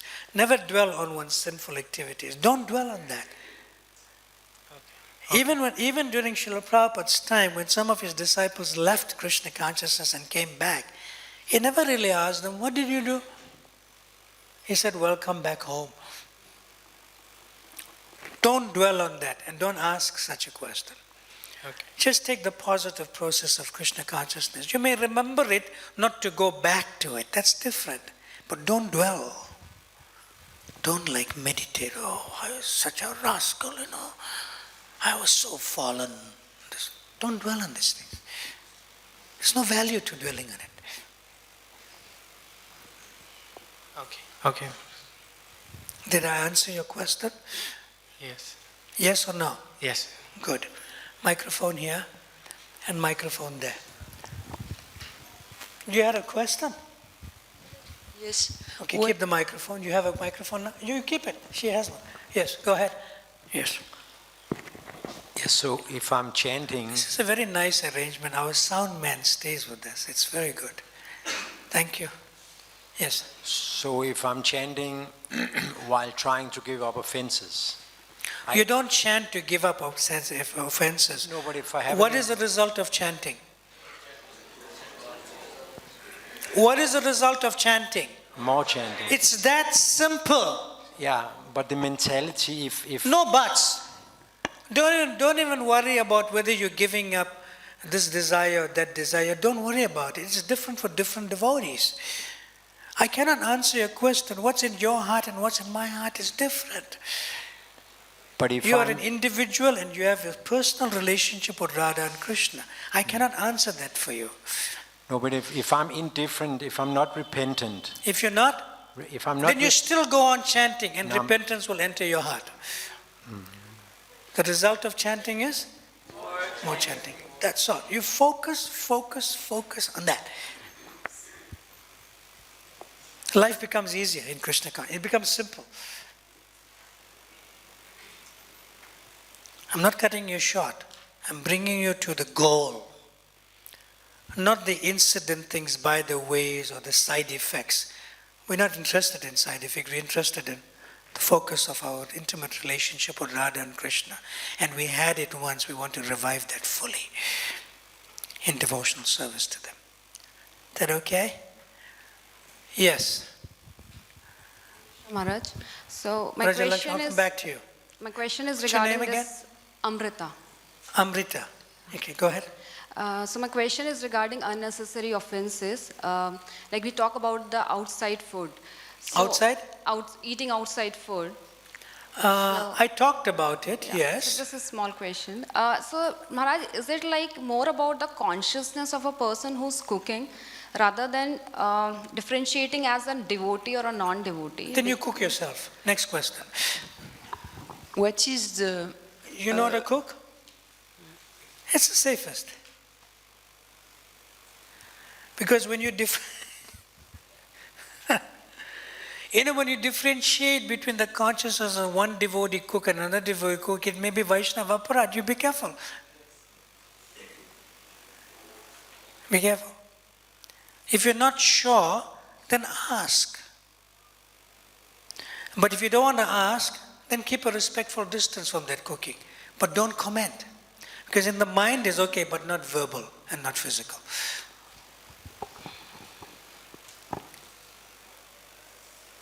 Another small question. Tell us your small question. Add something. It's like, Maharaj, like my experience, like whenever I If eat, you're? with my experience, I might be wrong.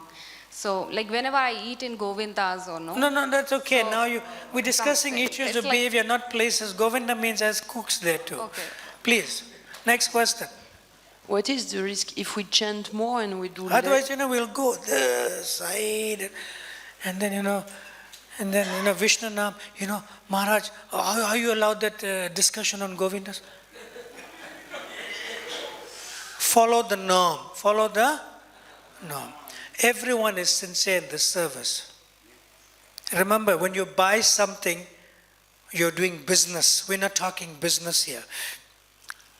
We're talking about devotional service. If you go to Govinda's restaurant, or any restaurant that's run by devotees or within a temple complex, that is business. That is business. And our business is to eat Krishna Prasad.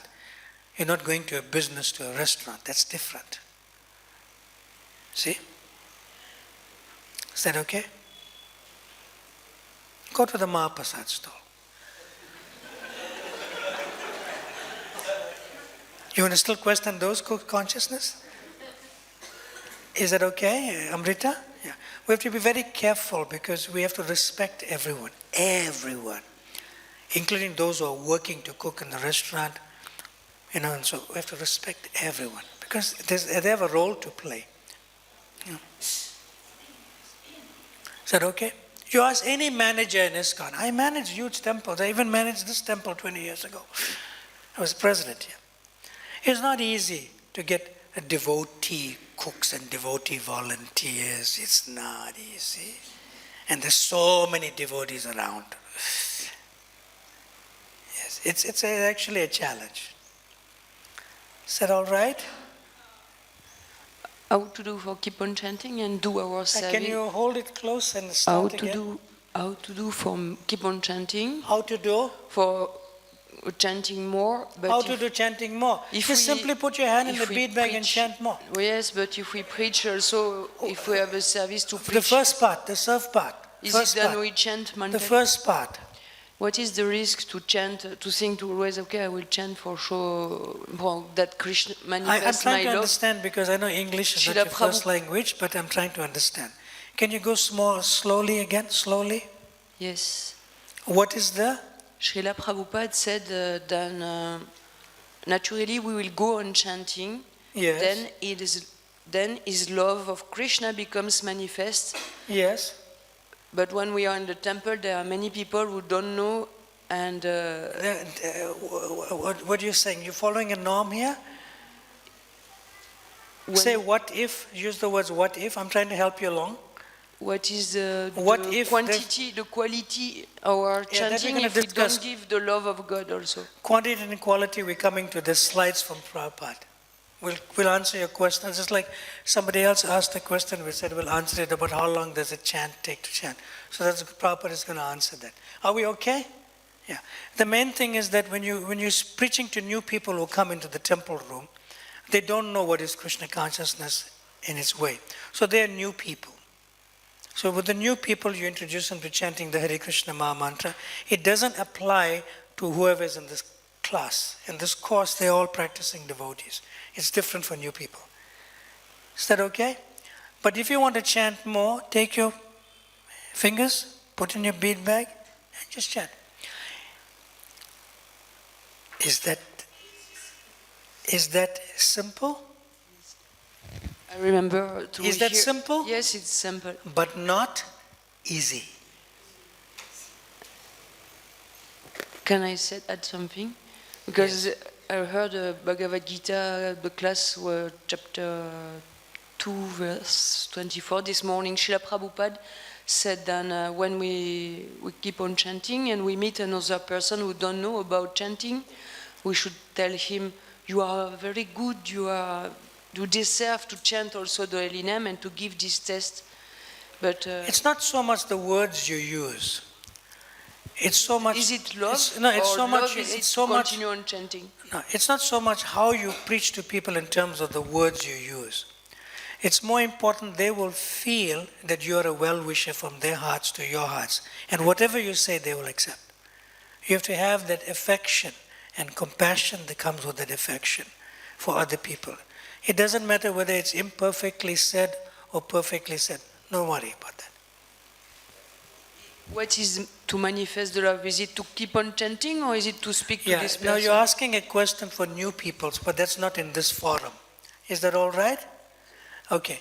One more. Yes, go ahead. Yes. Change the... Subha. Prabhu. Hare Krishna. In earlier sessions, we discussed about japa and kirtan. Like japa is the devotion and kirtan is like service, internal to external and external to internal. And now we are in all these three stages, that nama prat to nama shuddha nam, that go on chanting. In this go on chanting is coming... Hold the microphone close. The go on chanting is japa or the kirtan, because, internal to external or external to internal, because that love... Can you keep it simple? Go on chanting means japa. Yeah. Go on chanting means? Japa. Because you don't need mridanga, kartals, harmonium and other devotees. You can still do it on your own. Yeah. Prabhupada used to say that you have your tongue and you have 2 ears and you have your beads, it's enough.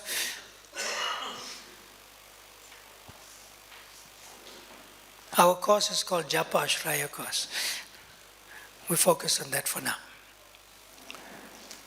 Is that okay?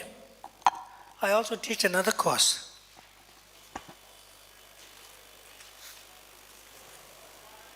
What's it called? Can see it? This is another handbook for Kirtan Ashraya course. I just brought it with me because I taught this recently in Delhi. So we focused on japa. And just One more question here or comment? It is a comment only. I remember 𝐻H Maharaj gave a class in Mayapur, and at the end that question was coming, what is better? And he said, similarly what you're saying, he said, chanting anyone can do alone, for kirtan you need many. And Yes. You don't need a support system for japa. It's just you and your intimate relationship with Radha and Krishna. Is that okay? Yeah. So now we're moving. Can you tell me, remind me what was that? What you were saying? I said the reason we don't analyze our stage, what stage we're at, Nama Parat, Nama Basudanam, is because Chaitanya Mahaprabhu is teaching us Trinadapi Sanichina, to always feel ourselves Good. lower I than got the it. straw. I got it. I have a question for you. Keep the microphone. Yeah.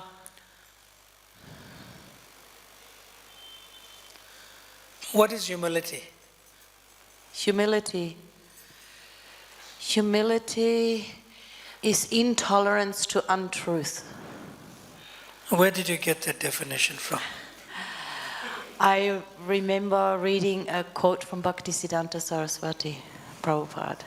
In what context did he say it in the lecture? I can't remember, it's too long Yes, you have ago. to give the whole thing. Yeah. So let me tell you what is humility. Humility means, because the goal of life is not to become humble, yes or no? Yeah. But what does humility mean? Humility in action means that when someone provokes you, when someone insults you,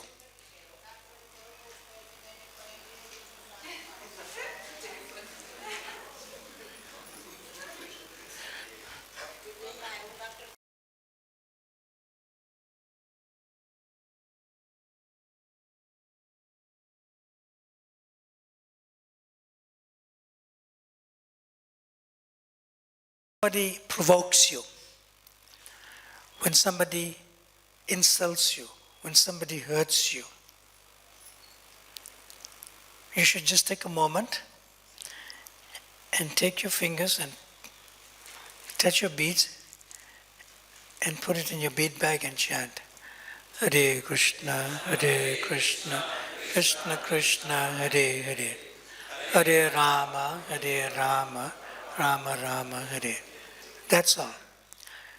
It is simple but not easy. Simple but not easy. Because when Mahaprabhu says, Trinadapi suneche natarodapi sahisnana, amanena manadena, we only speak about that. But we don't speak about Kirtaniya Sadahari. Because Nelson Mandela was humble, Mother Teresa was humble, Mahatma Gandhi was humble, but they were not chanting Hare Krishna. So what's the difference?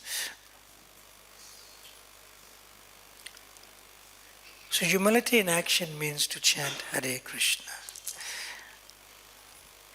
Even if you're provoked, even if you're praised, even if you're worshipped, take your hands, put in the bead bag and chant Hare Krishna. That's called Kirtanaya Sadahari, to the words Trinadapi Sunichena and so forth. Okay, so we're going to go for another half hour. Is that all right? That's our schedule. So we are on session number 4, on page number 8.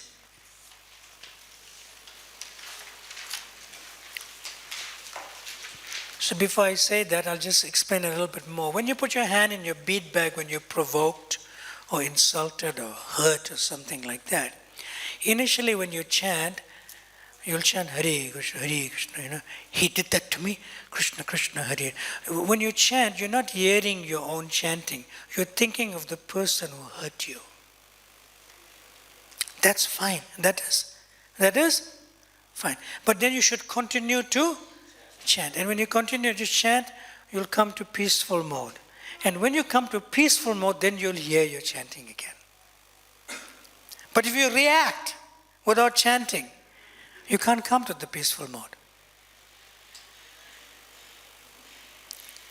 Always give it the time it needs to be in association with Radha and Krishna. You should know that when somebody provokes you, insults you, or hurts you, you know, or maybe, you know, makes you feel that, you know, you are guilty although you're innocent and you didn't do anything wrong, you know, in different circumstances.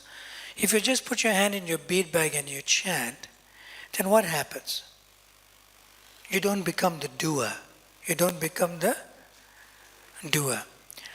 And if Radha and Krishna and Lord Chaitanya and Nishingadev want to do something, that's fine. That's fine. But never lose your relationship with Radha and Krishna. That's all. Everything else can be lost. You can be having, you know, ill fame, or you can be called, you know, a rascal. You can be called, you know, a bad. You can be given bad names. So that's fine. Fine. But not compromising your relationship with Radha Krishna in the form of chanting. Even if they come into your consciousness, because you can't just give it up, you know, you want to fight them back or something, just get away from it. It will resolve itself. Okay, so now we are on session number 4, evaluating our japa. Number 1, page 8 on the top. Write down the name of the one person in your life who you are attached to and love. Now, don't peep into each other's book. That's 1. And number 2 is, you know, Prema Manjari Mataji, she cannot tell Vrindavan Bihari, who is a Dharampati, husband, you know, open your book, let's see whose name you put there. Why did you put my name? Okay, write it in a code form. Nobody will know which one. Write the name. Come on.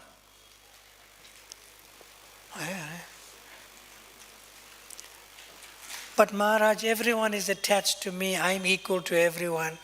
Now you become Krishna. Saham, samoham, sarva bhuteshu. Not like that. Okay?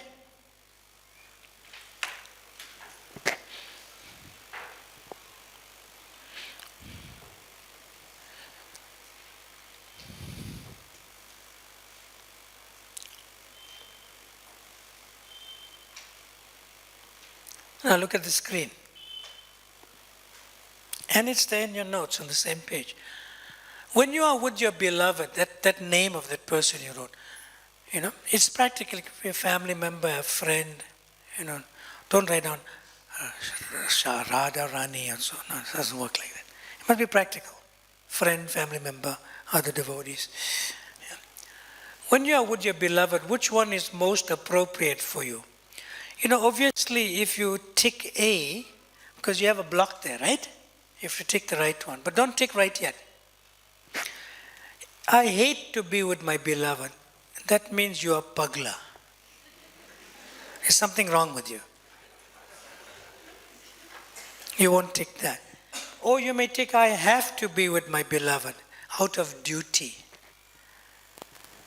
I get to be with my beloved, opportunity to be with them.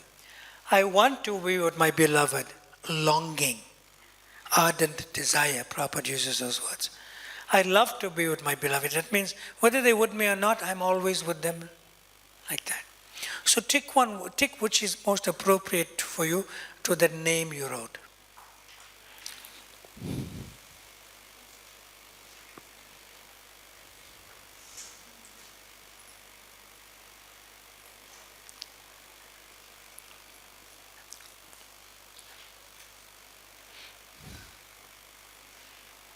Good?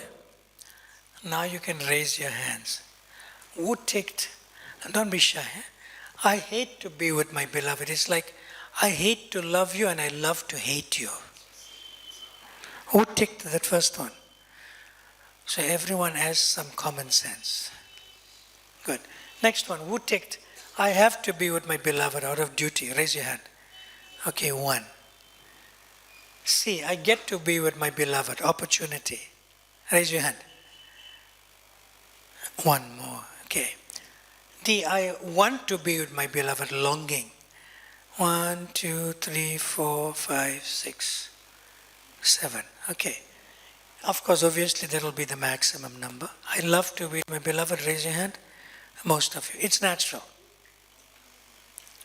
Now we have this experience of being attached to somebody and serving them and so forth. We have this experience within our lives, whether it's from before coming to Krishna consciousness or after coming to Krishna consciousness.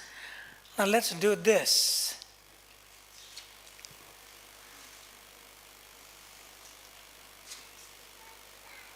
I didn't put it entirely in your books, I saved it for the slide. Start writing it down and tick.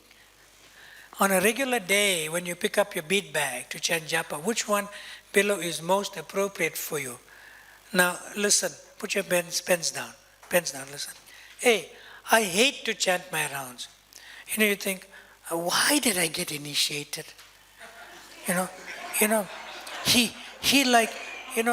He canvassed upon me. I didn't really have a good relationship. No, come quickly, get initiated. Why did I get initiated? I hate to chant my rounds. Then B, I have to chant my rounds. Oh, now I have to do it out of duty. Okay, I'm chanting for my Guru Maharaj only. I have to chant my rounds. C, I get to chant my rounds. I look forward. It's an opportunity. D, I want to chant my rounds. I desire this all the time. And E is natural, like he asked the question. I love to chant my rounds. So that which is natural for you is only natural for you, not for somebody else, in relationship to your unique position of service to Radha and Krishna. So be very honest here, because you'll improve by Tuesday, don't worry.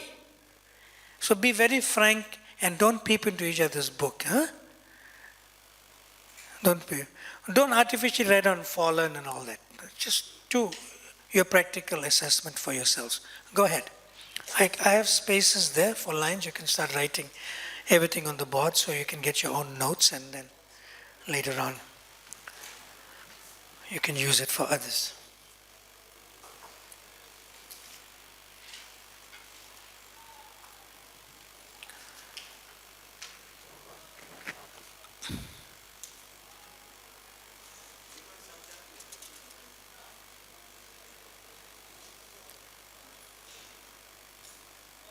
It is just like a self-educational assessment to sort of help you to improve by Tuesday. It works.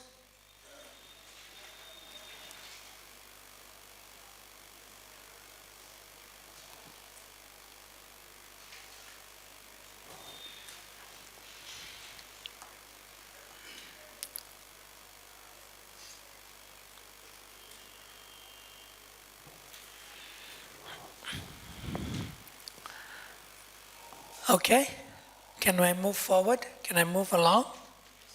Okay, if you lift your heads up, it will help me to know that you're with me. Okay, I'm going to the next slide. This is Prabhupada's unique own manifested analogy.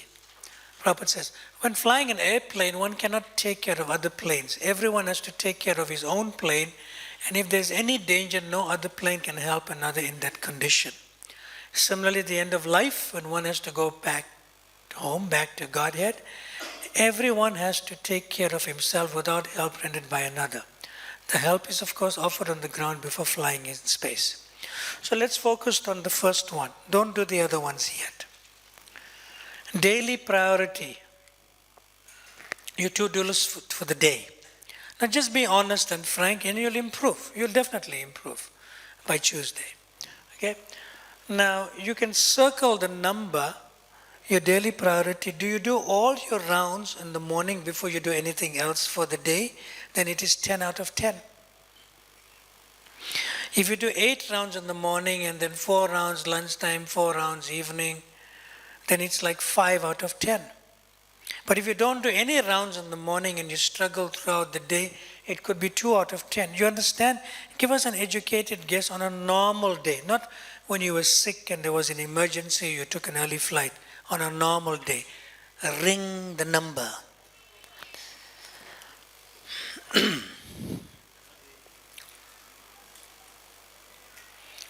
you're not going to share this with somebody else. You're going to assess as you progress in your chanting after Tuesday. You can use the same assessment values. Then we go to the next one. We good? Can I move ahead? Okay. The next one says steadiness, daily completion of minimum 16 rounds of japa. In other words, since you have committed to chant, this is only for those who chant minimum 16 rounds. Hopefully all of you. Okay. So here, whether you initiated or not, doesn't matter. So now, since you committed before initiation and after initiation, or you're not initiated for the last 2 years, 3 years, 20 years, 30 years, 40 years, you have completed all your 16 rounds, irrespective whether you did some in the morning, during the day, or in the night. But you faithfully and tried your best to complete your 16 rounds daily. So if you did that so far, except for emergencies or when you were sick or something like that, you know, or circumstances beyond your control, then you can do 10 out of 10. If you've nicely completed your 16 rounds daily for the last so many years or months or so. Okay? But if you felt that, well, you know, I'm initiated, but I didn't chant for 2 years in a row, or I carried my rounds almost every day and accumulated to 560 rounds, you know, then you got to put like 2 out of 10. You understand the point? Yeah. But if you didn't chant at all after being initiated for 3-4 years, you put 0 out of 10. But you're going to improve. You're going to improve. But you completed the 16 rounds, irrespective of which time of the day or night. Ring that. That's called steadiness.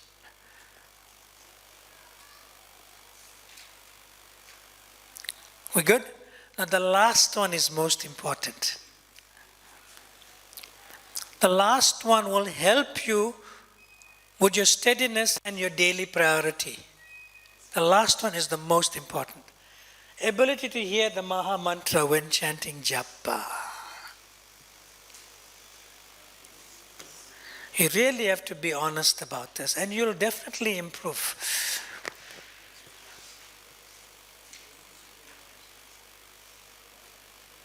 Okay? Give an educated guess, so to speak. Some days you may hear nicely, other days you may not hear nicely, because you may have committed some offenses to devotees, and you're unaware of it and you're struggling with your rounds. That's fine. But in a general sense, some people say, Maharaj, when I chant my first 4 rounds, it's a struggle. But when I come to the 5th round, I can hear more. It's like a pattern like that. Yeah.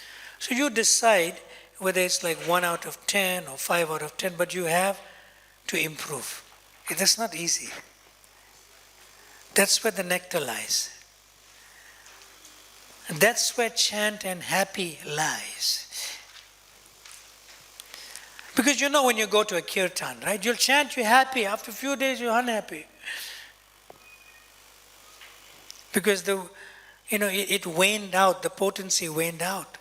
But when you chant japa and you're hearing every syllable, 32 syllables and 16 words, that's where the eternal relationship lies.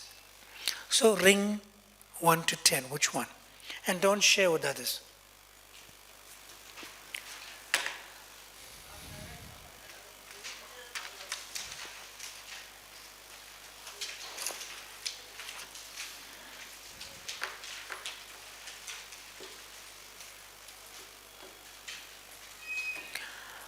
Okay, everyone please stand up. Even if you're sleeping, stand up while sleeping.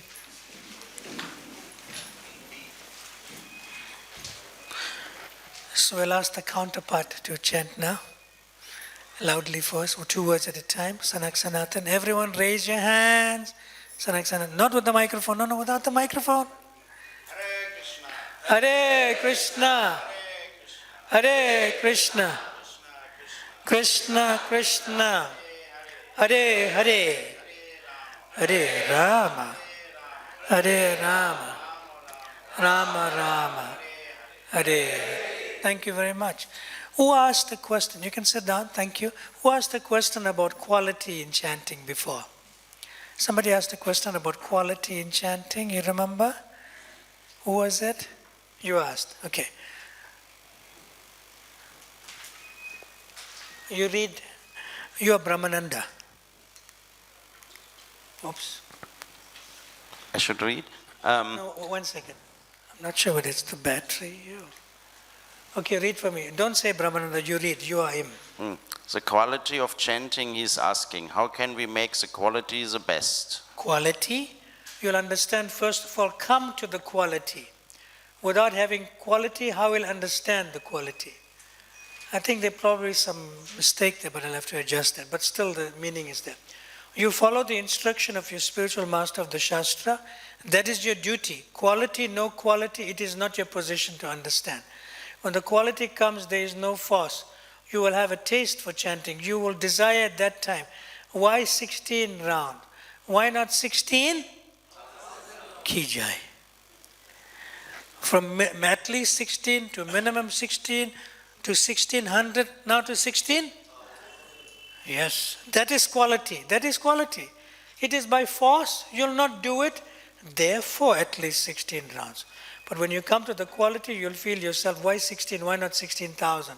That is quality automatically.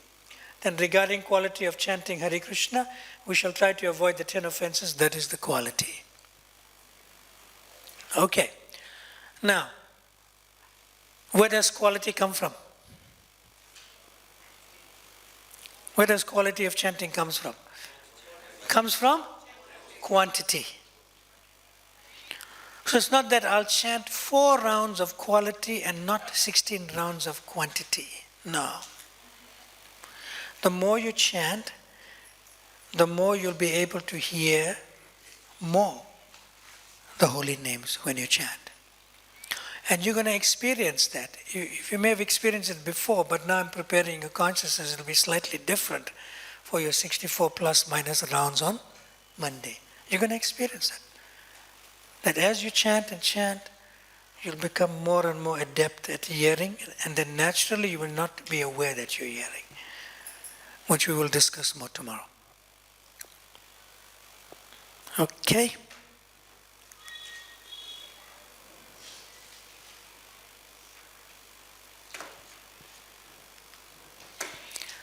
Now don't chant with me, but hear my chanting and then comment. Okay? Hare Krishna, Krishna Krishna, Hare Hare. Hare Ram, Ram Ram, Hare Hare. Hare Krishna, Krishna Krishna, Hare Hare. Hare Ram, Ram Ram, Hare Hare.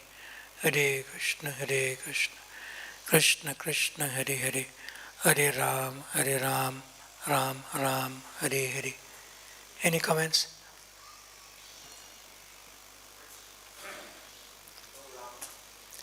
Yes, say loudly. Yes, I was chanting Ram, not Rama. Take out your mantra cards. Look at it.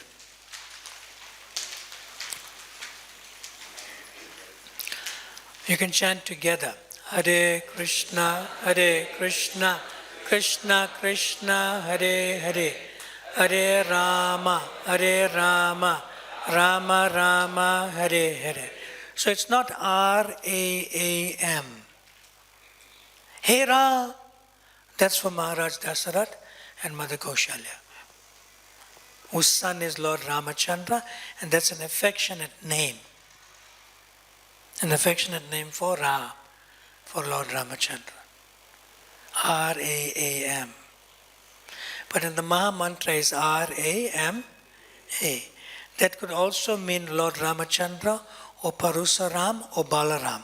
But Prabhupada specifically said the holy name of Rama is meaning Krishna, who plunges you into a reserve of eternal pleasure, which you will read in the appendix notes at the back of the book. The meaning of Krishna, Hare and Rama. Then you'll see it more clearly. I said, okay. So we chant these 16 names composed of 32 syllables, 16 names and 32 syllables are the only means to counteract the evil effects of Kali Yuga. It's 32 syllables and 16 names. Now, anybody has their phone which has Prabhupada chanting japa here? Who has Prabhupada chanting japa on the phone? Put it on. One of you put it on quickly. Give the microphone. Now hear how Prabhupada chants.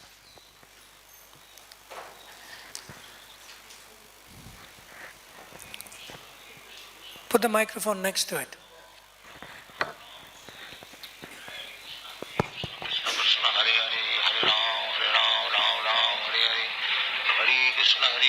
Krishna Krishna Hare Hare Hare Ram Ram Ram Hare Hare Hare Krishna Krishna Krishna Hare Hare Hare Ram Ram Stop. Hare Hare. Is Prabhupada saying Ram or Rama? Ram, huh? You sure? Don't find fault with Prabhupada. I had this discussion also with other senior leaders. I said, prove it. This is the proof. This is one proof. This is a purport in Chaitanya Charitamrita. And this will also answer the question, how long does it take to chant one round? Somebody asked the question. Okay? So now we can explain. Okay. One should note in this connection that chanting involves the activities of the upper and lower lips as well as the tongue. We okay so far? All three must be engaged in chanting the Hare Krishna Maha mantra. The words Hare Krishna should be very distinctly pronounced and heard. Sometimes one mechanically produces a hissing sound instead of chanting with the proper pronunciation with the help of the lips and the tongue. Chanting is very simple, but one must practice it seriously.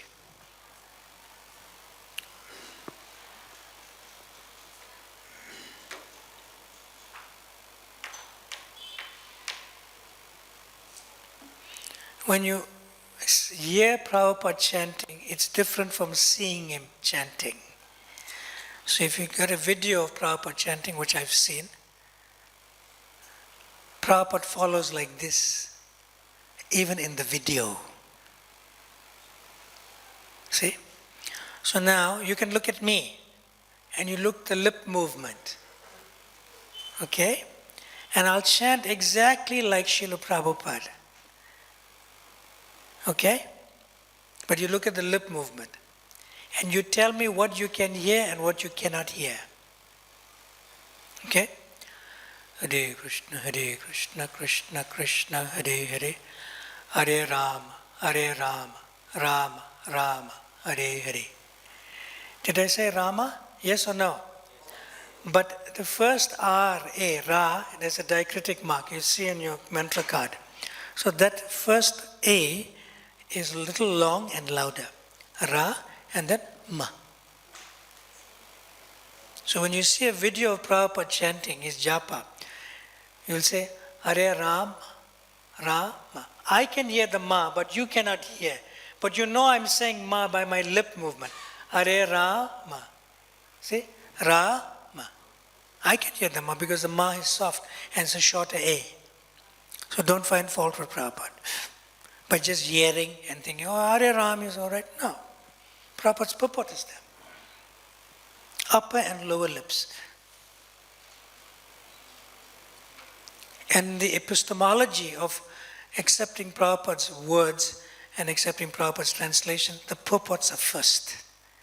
Then comes room conversations, then come letters, then come other. Epistemology, first on the top, number one is Prabhupada's books and his purports from the BBT. We good? Yes, Prabhu. No, hold on a second. 1 minute. You know, I'll answer your question before you can even complete your question. Don't worry. Yeah. See, I used to go to Hong Kong in China many years ago. Yeah. So when I first went there to Hong Kong, and we have our temple there and so forth, in Kowloon, opposite the high-rise buildings on the mountain. So I went for Mangalarti the next morning, and everyone was chanting japa. So these devotees, you know, they're Chinese-bodied, and some came from mainland China because I came and they wanted to attend the course. See now they chant? Hare Krishna, Krishna Krishna, Hare Hare, Hare Lama, Lama Lama, Hare Hare. Because in the phonetics of their language, there's no R. We say Hare, H-A-R-E. There's no R in their pronunciation. Hare Krishna, Krishna Krishna, Hare Hare. Does Krishna accept that? Yes. But gradually, they get the R. Now when they season devotees from China, then Hare Krishna, they say it, the R comes. It's in their language and speaking and culture, that phonetic is not there. See? Now we are not we are not like discussing, you know, Telugu language or Hindi language or German language or Chinese language. We are discussing Sanskrit. And the Hare Krishna Maha Mantra is in Sanskrit. We cannot say, but Maharaj in Hindi, in Telugu, in Gujarati, it's not going to work.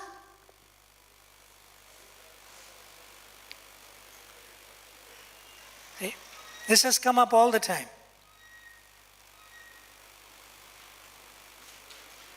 Look at the Maha Mantra card and follow that with those diacritic marks.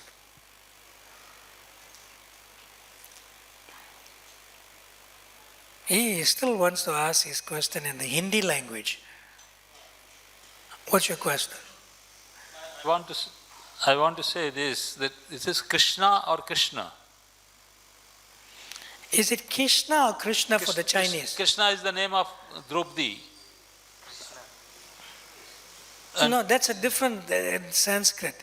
That's Krishna. Yes. This is Krishna. Krishna. Yeah. And this but is the Rama. point we're trying to make is like this. Listen very carefully. We have a photo of Prabhupada, right? I'm not going to discuss that too. If you say Krishna, you know, some kirtanas go, Hare Krishna. Is it Draupadi? It may be. Because he's seeing someone in the audience that looks like Draupadi, you know. Krishna.